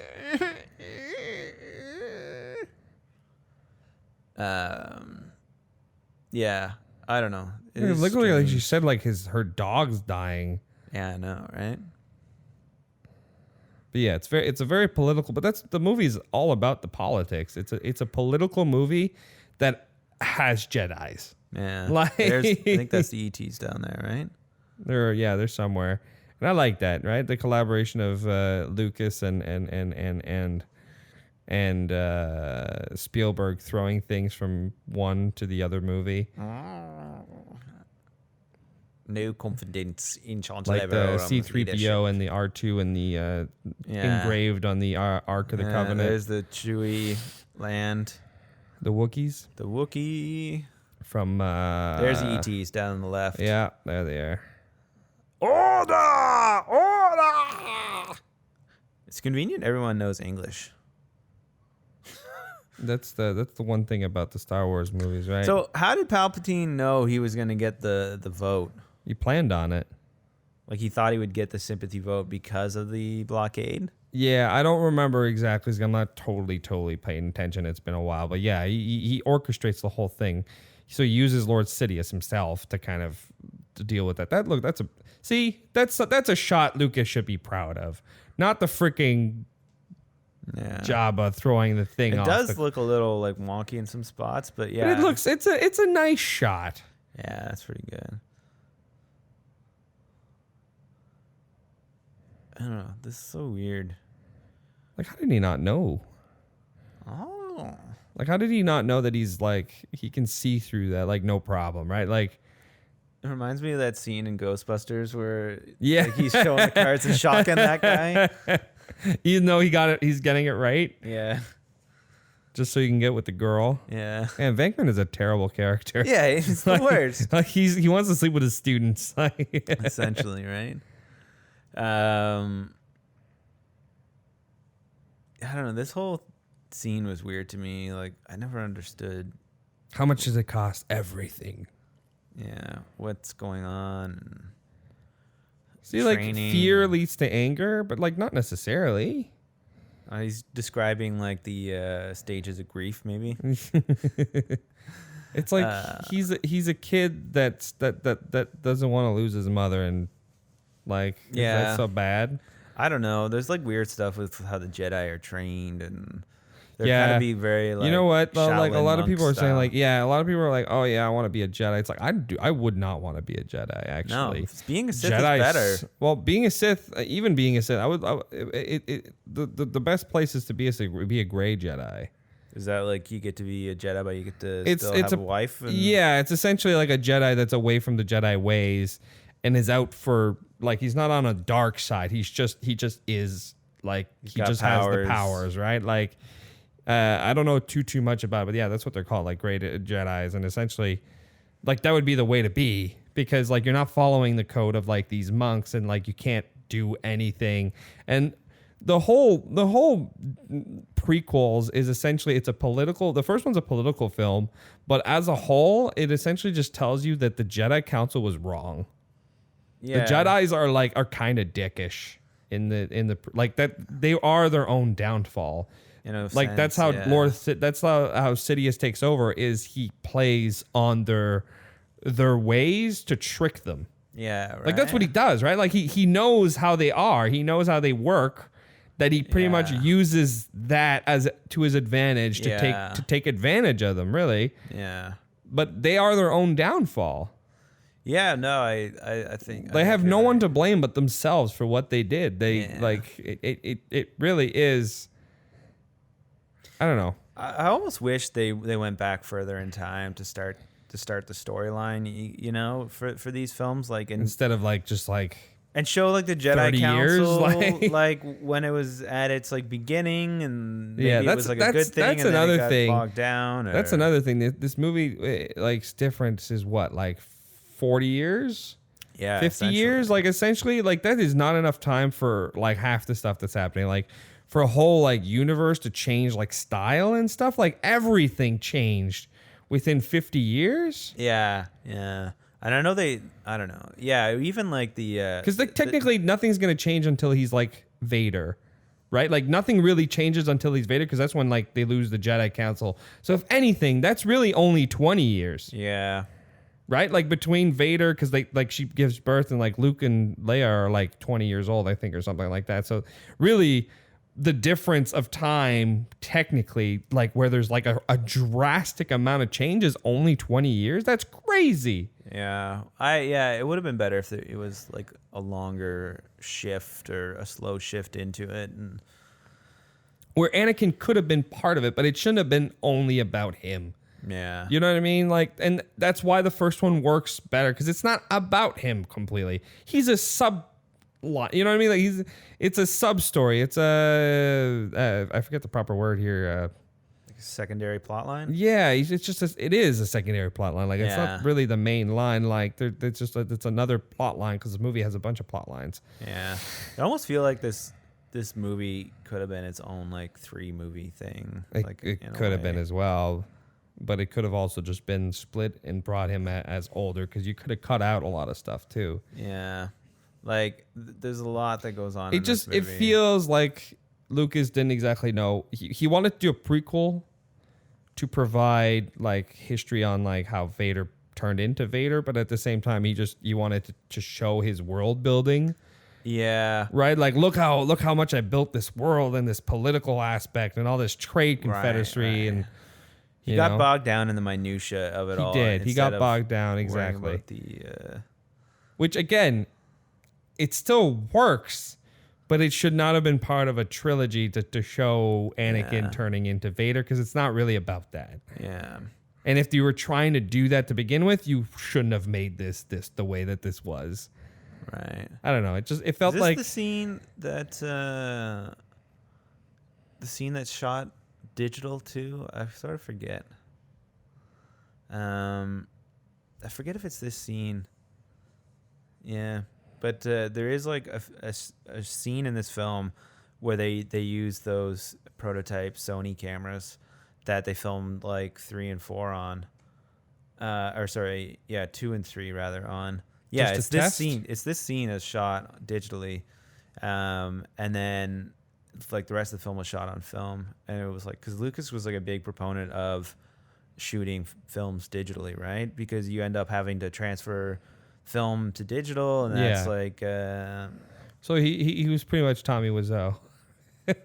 yeah, maybe in a sense. Shot both film and digital, just not as crazy as Wiseau. I don't know. have People done. always like say like, "Oh, I knew right away when I saw this that it was digital and not film." I and- can't tell. But I think so much is digitized with the film. Like there is like an element of it looks like really clean, but I think so much of the film is just CGI and digital. Like to me, it blends in pretty quick, you know. So I don't know. People are always up in arms about it. I think there is stuff in 2 and 3 that does look wonky, you know, and that doesn't look. It doesn't look as good as film or as good as digital technology today looks, but I don't know. It's interesting, like looking back at like, because now like every movie is shot on digital unless you have a lot of money. Unless you're Spielberg. Yeah, or you're Chris Nolan or something like that, and you can shoot on film, but like everything's digital now, and It it's just like makes so it easier. ubiquitous, and it's so much easier and whatever. But like at the time, like it was like breakthrough technology. It was only HD, and which is kind of crazy to think about that like your phone does like 4K now. Or Yeah, isn't that whatever. crazy? Yeah. So I don't know. It's just I find it very, very interesting. But Robert Rodriguez went to Skywalker Ranch to see like what was going on like with the digital technology, and he loved it so much he went and shot Once Upon a Time in Mexico, all digital, which like Once Upon a Time in Mexico looks pretty good. And after that, Rodriguez went digital all the way. All the right? way. See, I'm pretty sure that's her. That's Kira. That's Keira Knightley. It's so hard to tell, but it's Natalie Portman's think. voice. I think. But and yet she sounds like Keira Knightley. Yeah, because she's doing the British accent like Keira Knightley has. I don't know. Everything about it is just it's well done. I like how they did it. That it's not actually her. It is her. Yeah, that's pretty good. I love it. Just magically goes in the forest, right? Like these they always trees. land in the forest. You ever it's always been like that though. In any Star Wars movie, they always land like in the middle of trees. Yeah, it's just weird. I do like how the Queen's plan is to basically sacrifice these people while she goes and does a secret mission, right? Yeah, she wants to use the Gungans as a kind of distraction and fight for her. Yeah, I don't know. It was a little weird, but they needed some type of big battle scene. You're much wiser around than I am. Ever say you will become a great Jedi Knight. I am Liam Neeson. This is really the beginning of Liam Neeson's action career. Right? Yeah. Because he was a dramatic actor prior to this. He's in a lot of dramas. There's a nobody there. Gunga City to Dublin. Some kind of think Misa thinks.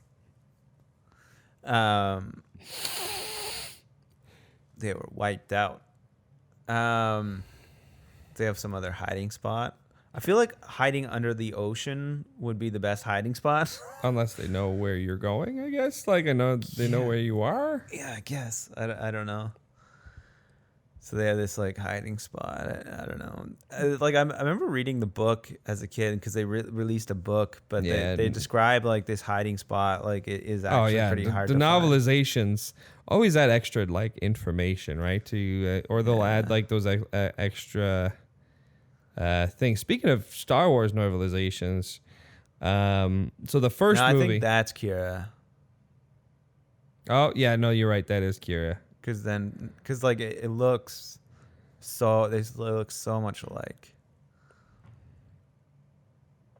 Yeah. Yeah, that's her. Yeah, there she is. So I knew she was in this, and I remember arguing with someone back in high school, but I knew I was right. Yeah. But before IMDb. Before IMDb, for sure.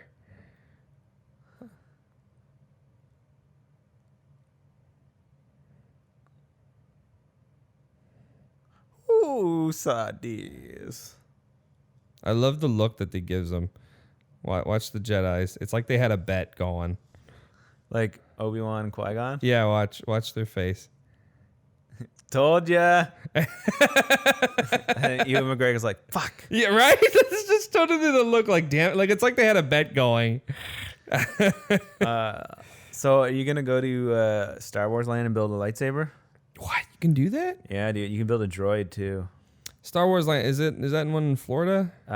It's going to be opening next month in Florida. Okay. Yeah. I mean, I definitely want to check it out in my lifetime for sure. I saw a few videos just inside, and it looks amazing. And you just know it's going to be full, man. It's gonna be that's packed. just it. Yeah. So like, my sister and I are like trying to do research right now, like when we think it'll be like the best time to go. Like a year. Busy. Yeah, maybe. Like I guess like right before Thanksgiving or after Thanksgiving, I guess the U.S. Thanksgiving is a good time to go because people aren't on vacation after Thanksgiving. It's too close to Christmas, so they don't. Right.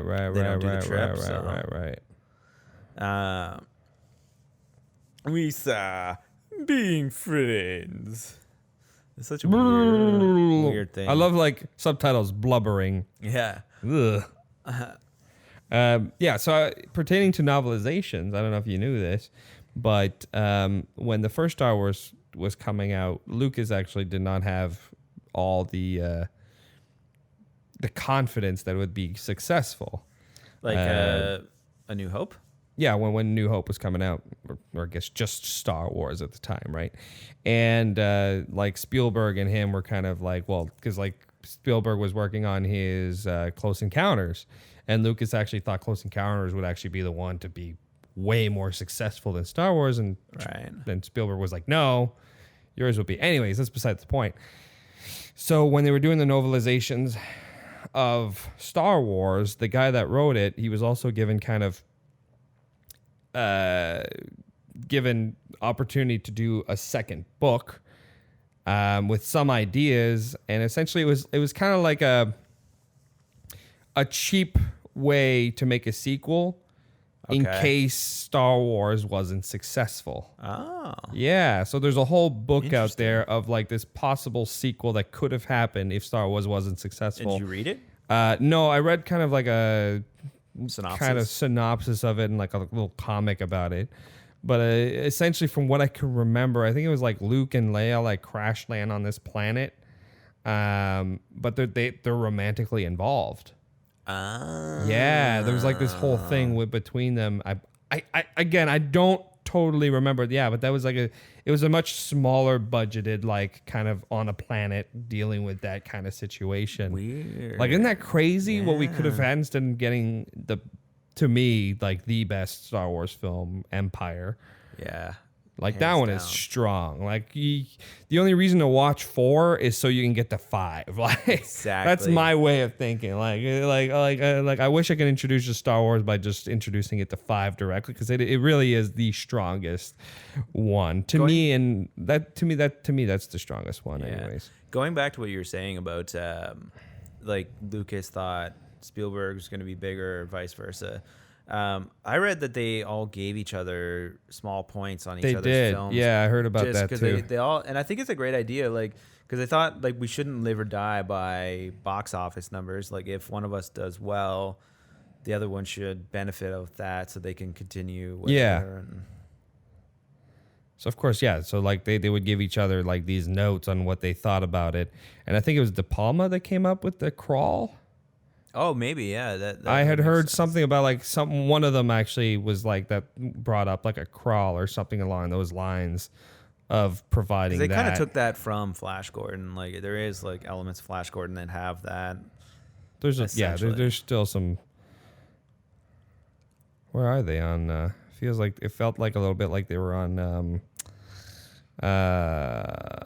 Dagobah. Dagobah. Yeah, this scene's kind of cool. This is sort of like I think Ryan Coogler watched this right before he made Black Panther. Black Panther. It feels a little derivative in Black Panther. Even the shield that they use. Yeah. Although, don't get me started on Black Panther. That movie's got problems. Yeah. We'll talk about Star Wars. Yeah, we'll stick. We'll talk to about Star the Wars. problems of Star Wars. I like the shield though. Like, it's pretty hype.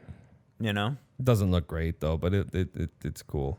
Like the idea of it. This looks like the Windows screen. You know. I was about to say like Teletubbies. Oh. I do love these ships. Like, they are pretty cool.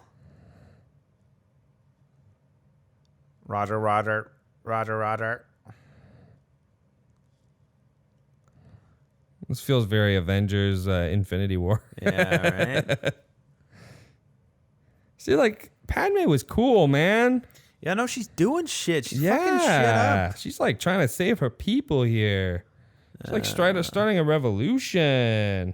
I know. I don't know. I it's one thing I don't like.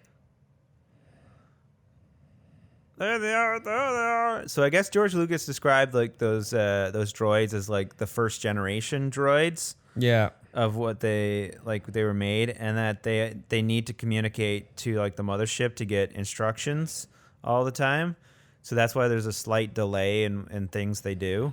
But also, they're also like the reason why they brought in clones in the later on aspect, because They're more efficient. they're more efficient than these robots because they weren't exactly the smartest, right? Like they're easily defeated a lot more than stormtroopers were.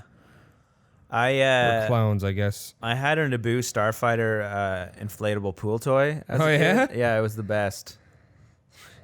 It even had a little R2 that like went into it. It was awesome. Yeah. Speaking of like a ship, I have the X-wing ship with the R2 on top, like the little collector's edition. For a pool toy? No, not a pool toy, like an actual like toy. I still have it. Although I'm still kind of mad that I lost one bit of it, and that was it was like the little shooting thing that you can put inside. Because like it came with like a handle underneath that you can open up, and it like you can hold it like a gun and shoot it, and it shot the thing. Oh. Yeah, this thing was cool, man. Or it still is. I still have it. I have all the pieces except for that tiny little thing. Interesting. But I got that because I remember finding it in my mom's like closet.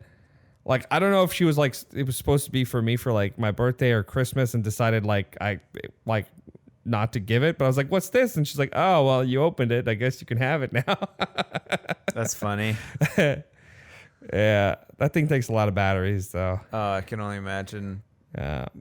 Like, do you remember how much fucking batteries toys used to take back in the day? Oh man, I know. Like, it's just toys even now in general. Like I have this tiny little like mini helicopter thing. Again, like I was like, because like moving out, right? Like I was just like grabbing, and there's like those things you don't want to get rid of, and you're like, it's still like mine, right? Like I still, but like the remote control like uses like 10 freaking AAA batteries. It's I like, was gonna holy say, crap. Like double D batteries. Well, yeah, well, the D batteries are like, you know, the big round ones. Yeah. My Nerf gun, one of the Nerf gun takes like 7 of those. Yeah. It's like, holy crap. Gun Which weighs reminds me, I should 800 probably take pounds. them out of there because I'm sure they've leaked by now. Corroded. Yeah. Out of the fetal position and into military action. I like that they're like compact, you know, for Yeah. I don't know. For efficiency. Yeah. Ouch time. That's so funny. The music. I love the music in this. John Williams. Is it still Williams? I'm guessing, yeah. Pew, pew, pew, pew, pew, pew, pew, pew, pew, pew. Yeah, this feels very Black Panther-y. Yeah. It is like almost beat for beat the same. Their weapon balls are pretty sweet though. But I feel like not as effective as they should be. As a gun.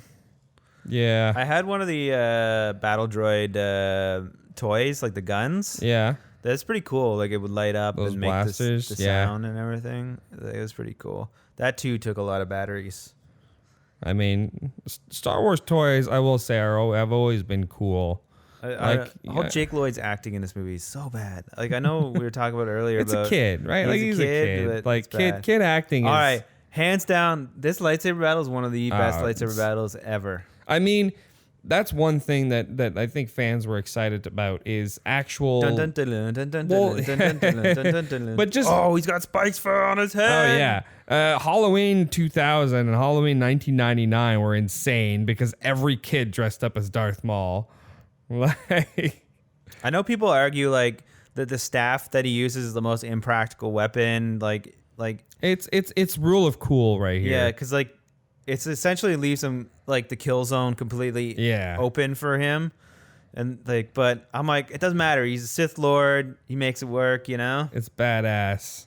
But yeah, this like we finally got like a cool choreographed like lightsaber battle where like let's compare it to the original.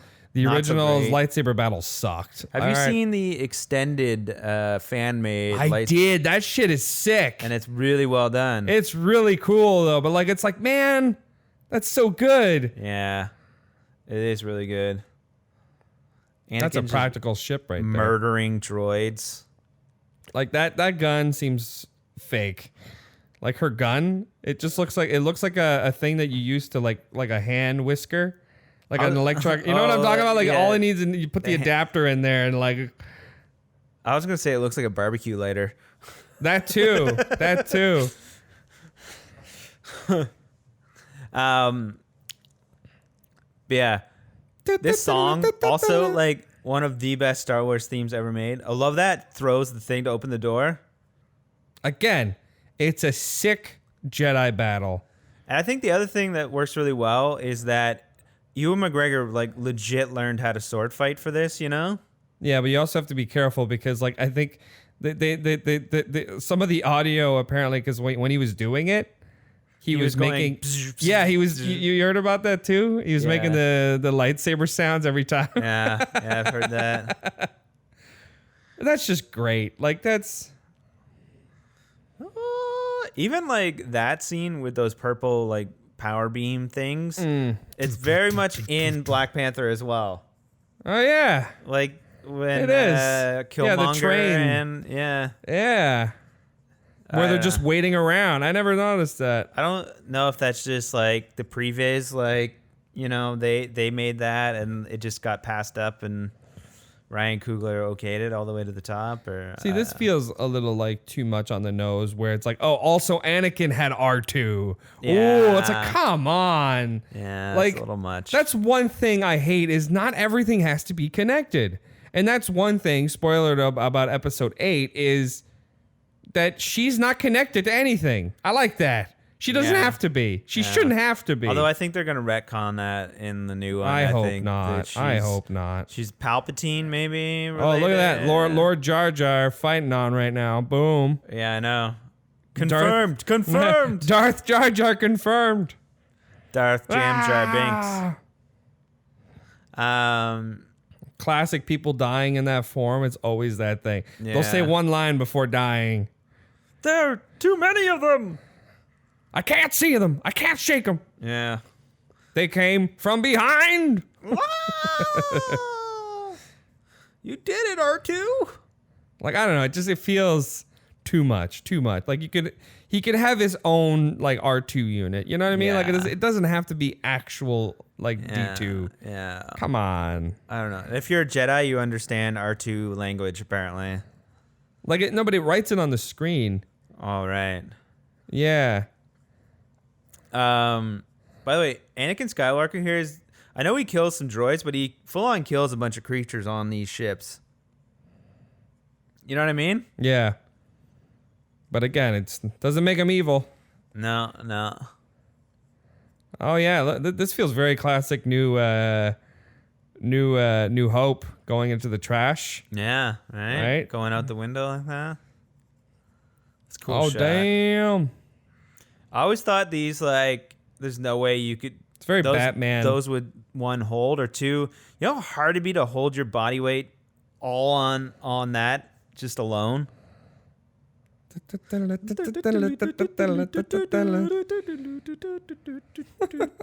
But again, man, Padme's doing the shit. I know. And then in the next one, she's kind of useless. I think it's just bad writing. Yeah, Lucas should not have been left alone to write these. It would have been cool too if, like, Padme had force powers, and that explains why Luke and Leia are so powerful. You know what I mean? But no. Because, like, if she had some type of force power, but maybe wasn't a full-on Jedi, like she was describing, like you were saying, like maybe she is kind of like gray or whatever. Like, Oh, that'd be sick. Where he meets her later on, and she's just like some gray Jedi that maybe tells him that the Jedi maybe aren't so great. yeah, Man, we just created like a way cooler story right there. yeah. Man. Because, like, I mean, it would make sense, like, because, like, if it's all Vader in Luke that makes him the way he is. Yeah. But if it makes sense, maybe his mom Padme had like some good qualities, you know, and that's the good side of him, you know. These like doors, Like, what are they? They're The just- exposition doors, is what they're Yeah, called. like what are they for? I think in the novel it's described like it's like they prevent like stuff going in and out or something. It's I like don't know. Galaxy Quest where they got to get to the button, and it's just like full of like traps. It's just such a weird thing. Qui-Gon's learning how to be a spirit right now. It's just like when you play a video game and then like there's like fire that comes out and you got to go past the fire, but but then you got to quickly duck underneath the pipe, you know? Means kneel before God. Yeah, exactly. Like it makes no sense. Whatever. It's just. It's plot relevance, right? Yeah, it's like the new Jurassic Park where the gas leaks in. Like, why do they put all that gas? Because they needed it for plot reasons. Yeah, it just makes no sense.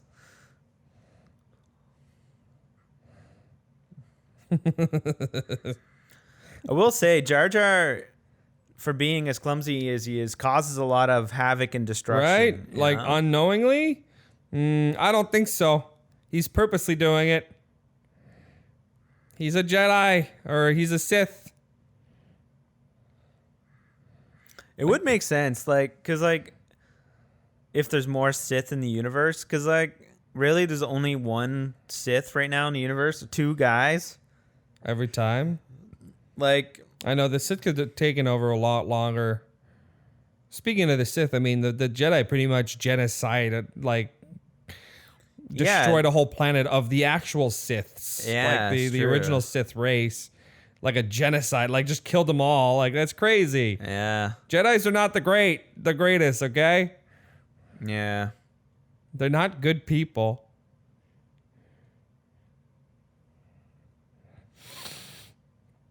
I do like those, like, rolling droids. They are kind of... I always hated. Well, I hated them because like it's like, oh no. Oh, right, yeah. They are kind of, like, simple. We hit R2. Oh!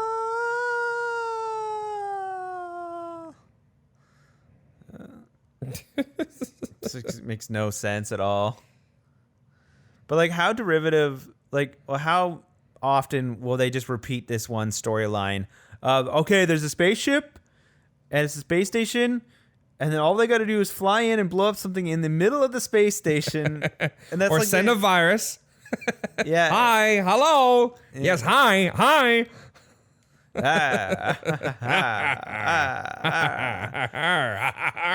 I have got to get me one of these. Like, what are these things? Shit. I mean, I will say, man, like, freaking. Maybe it's guard. Those doors are to guard about the pit that's right there. No railings, nothing.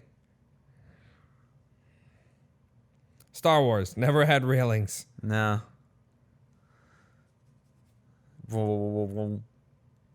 I love, like, the sound effects too. Oh. No. Like, does nothing, just stabs him. Like, not even a decapitation. He's got to keep him alive so he can tell him later that to train the guy. Of course he does.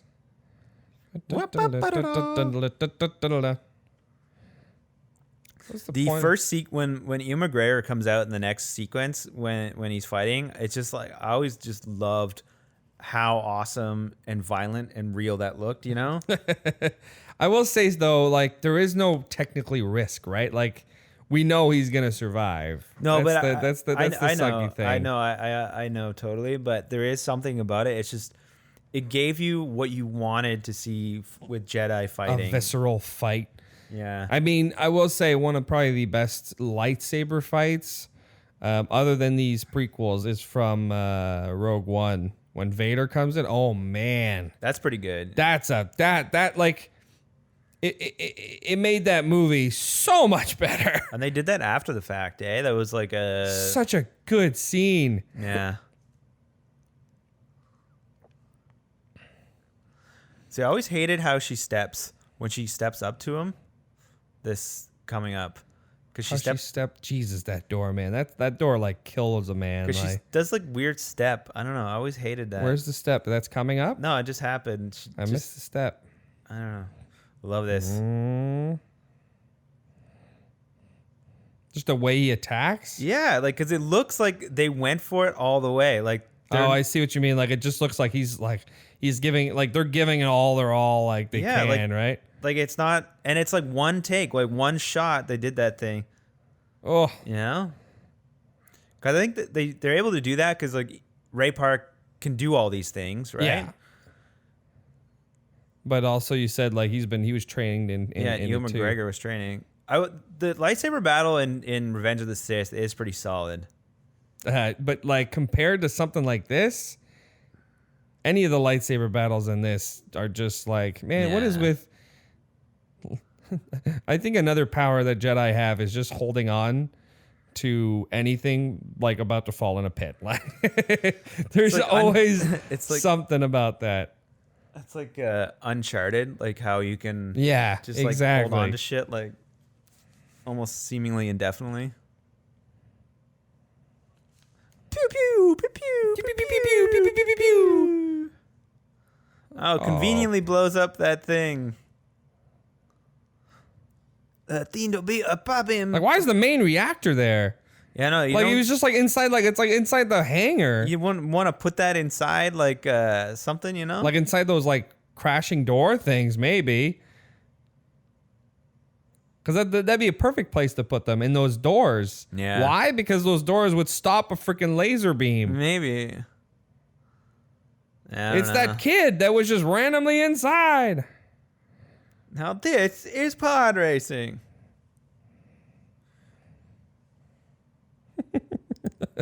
See, I see this, and yeah, sure, the kid may not have the best acting chops, but I mean, we all know, like, this was written for him. Like, you know what I mean? Like, this was written. He says those things because it says it in the script. Yeah, no. Why are people hating on him? Like, it's not his fault. I'm He's not a hating on kid. him, but yeah. What I'm hating saying on is- the decision they made to. They see that like was like 1138, I think. Yeah. A little shout out, George Lucas 1138. Look at that. That's funny. But no, what I'm saying is, like, you know, like, this kid was bullied and stuff. It's like, man, like, that's not fair. Even if it's a bad movie, like, that's not fair. This kid does not deserve that at all. I had a Qui-Gon Jinn lightsaber too. Yeah. Just like a plastic one. Yeah, I actually found two of the, like, the nicer lightsaber ones, like the ones that are fuller and they're actually worth, like, a little bit of money. Oh, nice. At Value Village. Like, 2 different times, but, like, I love this scene where you're just like, oh, and then you're like, oh, okay, cool. And then you're like, oh, he split him in half. But don't worry, he comes back. Yeah. Because like a lightsaber makes like a clean cut. Like there's no. Yeah, exactly. He just can't poop. He's got to poop into a bag. He's got poop in a bag. And I pooped in a bag. Promise me, you train the boy. You'll train the boy. I promise nothing bad will happen. You'll take care of him. I touch your lip. He is the chosen one. I touch your lip. I touch you. You will bring balance. I hate those stupid prophecies for one reason, because it's like the prophecy isn't exactly clear. Like, he will bring balance. Why? Because he will literally bring balance by bringing 2 Jedi to 2 Sith. You know what I mean? Like, that's the balance that he's talking about. Like, right? Like the balance is because he's gonna kill all the Jedi and make it equal. Like, that's not what they were thinking at all. Stupid prophecies. It's like Lord of the Rings, right? Like, no man can kill me, but because she's a woman, she can kill him. It's like, that's not what the prophecy meant. That's not what it's about. That's stupid. Stupid prophecies. I don't know. I'm not a prophecy follower, because prophecies are just meant to just be like, oh, when we can do that now. I don't know. Yeah, I get it. I'm not a prophecy. I'm not a fan of any prophecy in anything, because they just seem stupid. We're indebted to you. You killed my friend. Ha ha ha ha ha ha. It's like, because he Watch will your become. career with great interest. See you become ugly.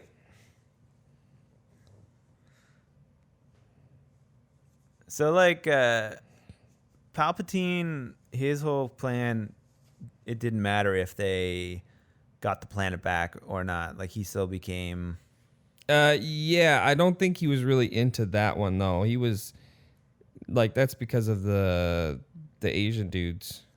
Yeah, but I mean, it didn't matter to him if the planet got overrun or if it. I think his main thing was just become Chancellor, right? Yeah. Like, he's looking at the bigger picture.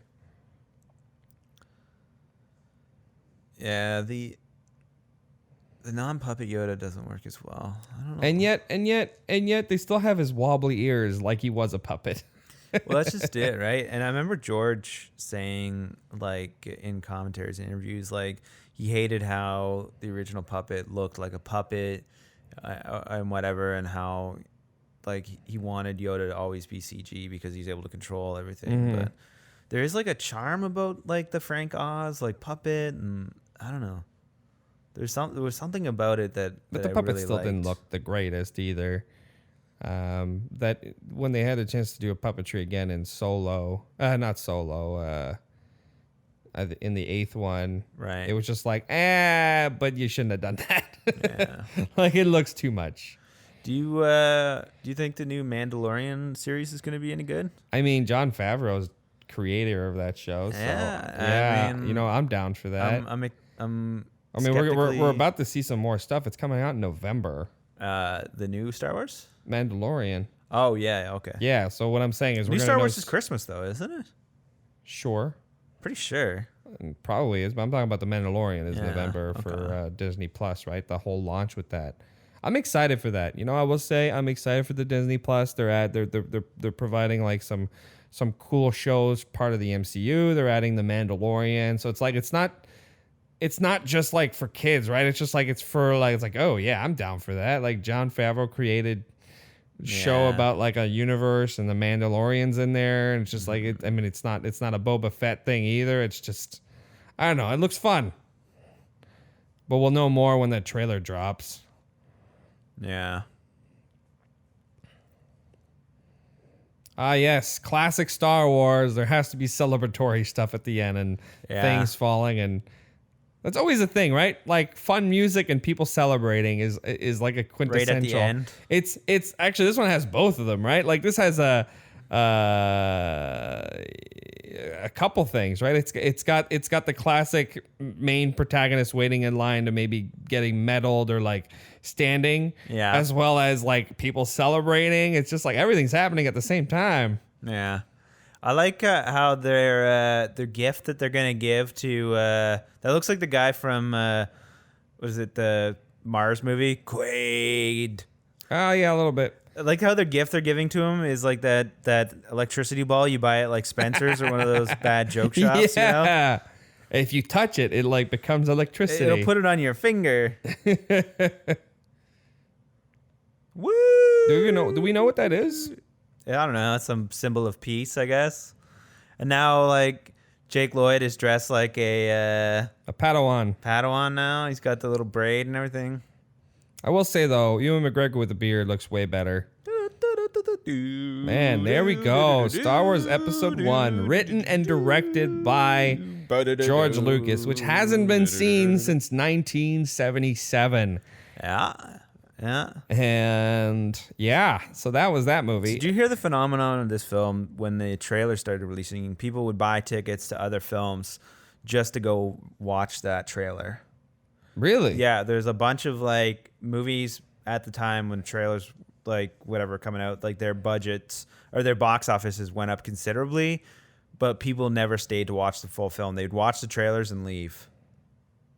Really? Yeah, there was like a weird phenomenon because like it was before the internet, right? You couldn't watch a trailer. it and, was 1998. yeah, but like, But yeah, there I get wasn't I like get your video point, yeah. on the YouTube. internet, right? So that I was don't like a think big YouTube thing. was You had out to, yet, yeah. you had to go or catch it on TV, which it was rare to see. Like, That's the other thing. Like, I don't remember the original Star Wars, like Episode 1 trailer.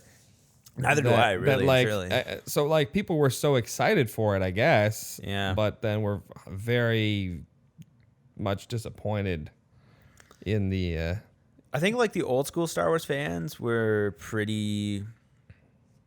I mean, we came in the second generation, right? Yeah, we we're came pretty in bummed and out by it. watching this as kind of like the first time. Because like now it sort of has like a new life, right? Like all the prequel memes on Reddit and everything like that. Like people, there is a generation of younger people that grew up with these why as does that look like that? I don't know. It was before the Marvel days when people stayed during the credits. Yeah, but yeah, there is like Why do the credits look like that? Yeah, no one cared about the credits. but it was before. Yeah, I forget what I was saying. You made me lose my train of thought. Essentially saying that people went to watch the trailers or other movies just to see the trailer for this film. Oh no, but there is like a generation of kids that grew up with this as their main Star Wars Yeah. film. So like they look past all the weird plot line, bad It's CG, still freaking weird, and it's though. still like one of those things when you watch it as a kid, it like resonates with you as an adult. So I don't know. It is funny. Like there is like all these different Star Wars camps of like the originals only, like the prequels only. Like the originals, Yeah. the untouched originals. Like, Yeah. I'm in a camp of like I actually don't like the original. Like the like I prefer the special editions. Oh yeah, because there's a lot. I don't know. Yes, there's a lot of things that were added, but the stuff that like they did, like, I don't know, it doesn't look as hokey, I guess. Like they did fix that aspect of it. That I'm fine. Like I'd prefer, obviously, like Lucas should have stopped at 1995, but he just kept adding on. Like when the Blu-rays came out, he added more stuff. It's like, man, like relax. I will say, jeez. I have quite enjoyed how Star Wars has gone full circle from being this niche, like kids would make fun of you if you like Star Wars. Like I vividly remember being made fun of for liking Star Wars, having Star Wars toys, all that. Being nerdy back in the day was not fun. It wasn't cool, and now it's gone full circle where it's like, well, it's like the Big Bang kind of brought. The Big Bang was like a big bang in and of itself to bring nerdom and being cool, and now everyone's like a big fan. Now of everyone's like, and then everyone's into Marvel. They pretend like they were into it and forever Star Wars or whatever. I don't want to be like that guy. Like, I was into it before you, but I do appreciate, like, now it's like it's mainstream, it's pop culture. Like everyone's aware of it. Like, yeah, I don't know. You have to be under a rock to, you know, not have heard of Star Wars at this point. And then, like, now there's gonna be a theme park with it and all that. I don't know. It is kind of interesting when I describe to like people not even that much younger than me, like maybe 25, 24, and say like, no, like you got made fun of. You never told people you were into Star Wars as a kid unless you wanted to get your ass kicked. Like yeah, you know what I mean? Yeah, I know what you're talking about, right? Like it wasn't cool to be nerdy and into that kind of nerd stuff, sci-fi stuff, and superheroes, high and reading fantasy comics, D&D stuff. Where nowadays, playing like MTG it's like, oh no, it's cool now to play video games and like being all that stuff, and it's just like, man, just like, a few years too late, right? Exactly. Like I found this T-shirt at Old Navy. It's part of like their thing. Like, yeah, you know what I mean? Like, never. And now people are wearing like Star Wars stuff or band shirts, like ironically now. Did you find that? Like people wear Iron Maiden or Guns N' Roses shirts, but have never listened to those bands just because. What is it like? That's the style. That's like people are in it. It's in now. Yeah, it's in to wear old stuff. Like it's just like the same thing of like thrifting. I just thrifted because it was fun and cheap to find stuff there. And then like all of a sudden, like I can't find anything anymore because everyone's into thrifting. Because of that Macklemore song. Right? Like when that thing came out, I was like, yeah, that's me. Like I like going, but like as soon as that came out and like as soon as like everyone was just like into like buying antique stuff and like a new wave of buying like vinyl records and stuff like that. And it's just, I don't know. I never fit within like the norm of what people were doing. I just did it because that's what I like to do. Yeah. I don't know. It's weird.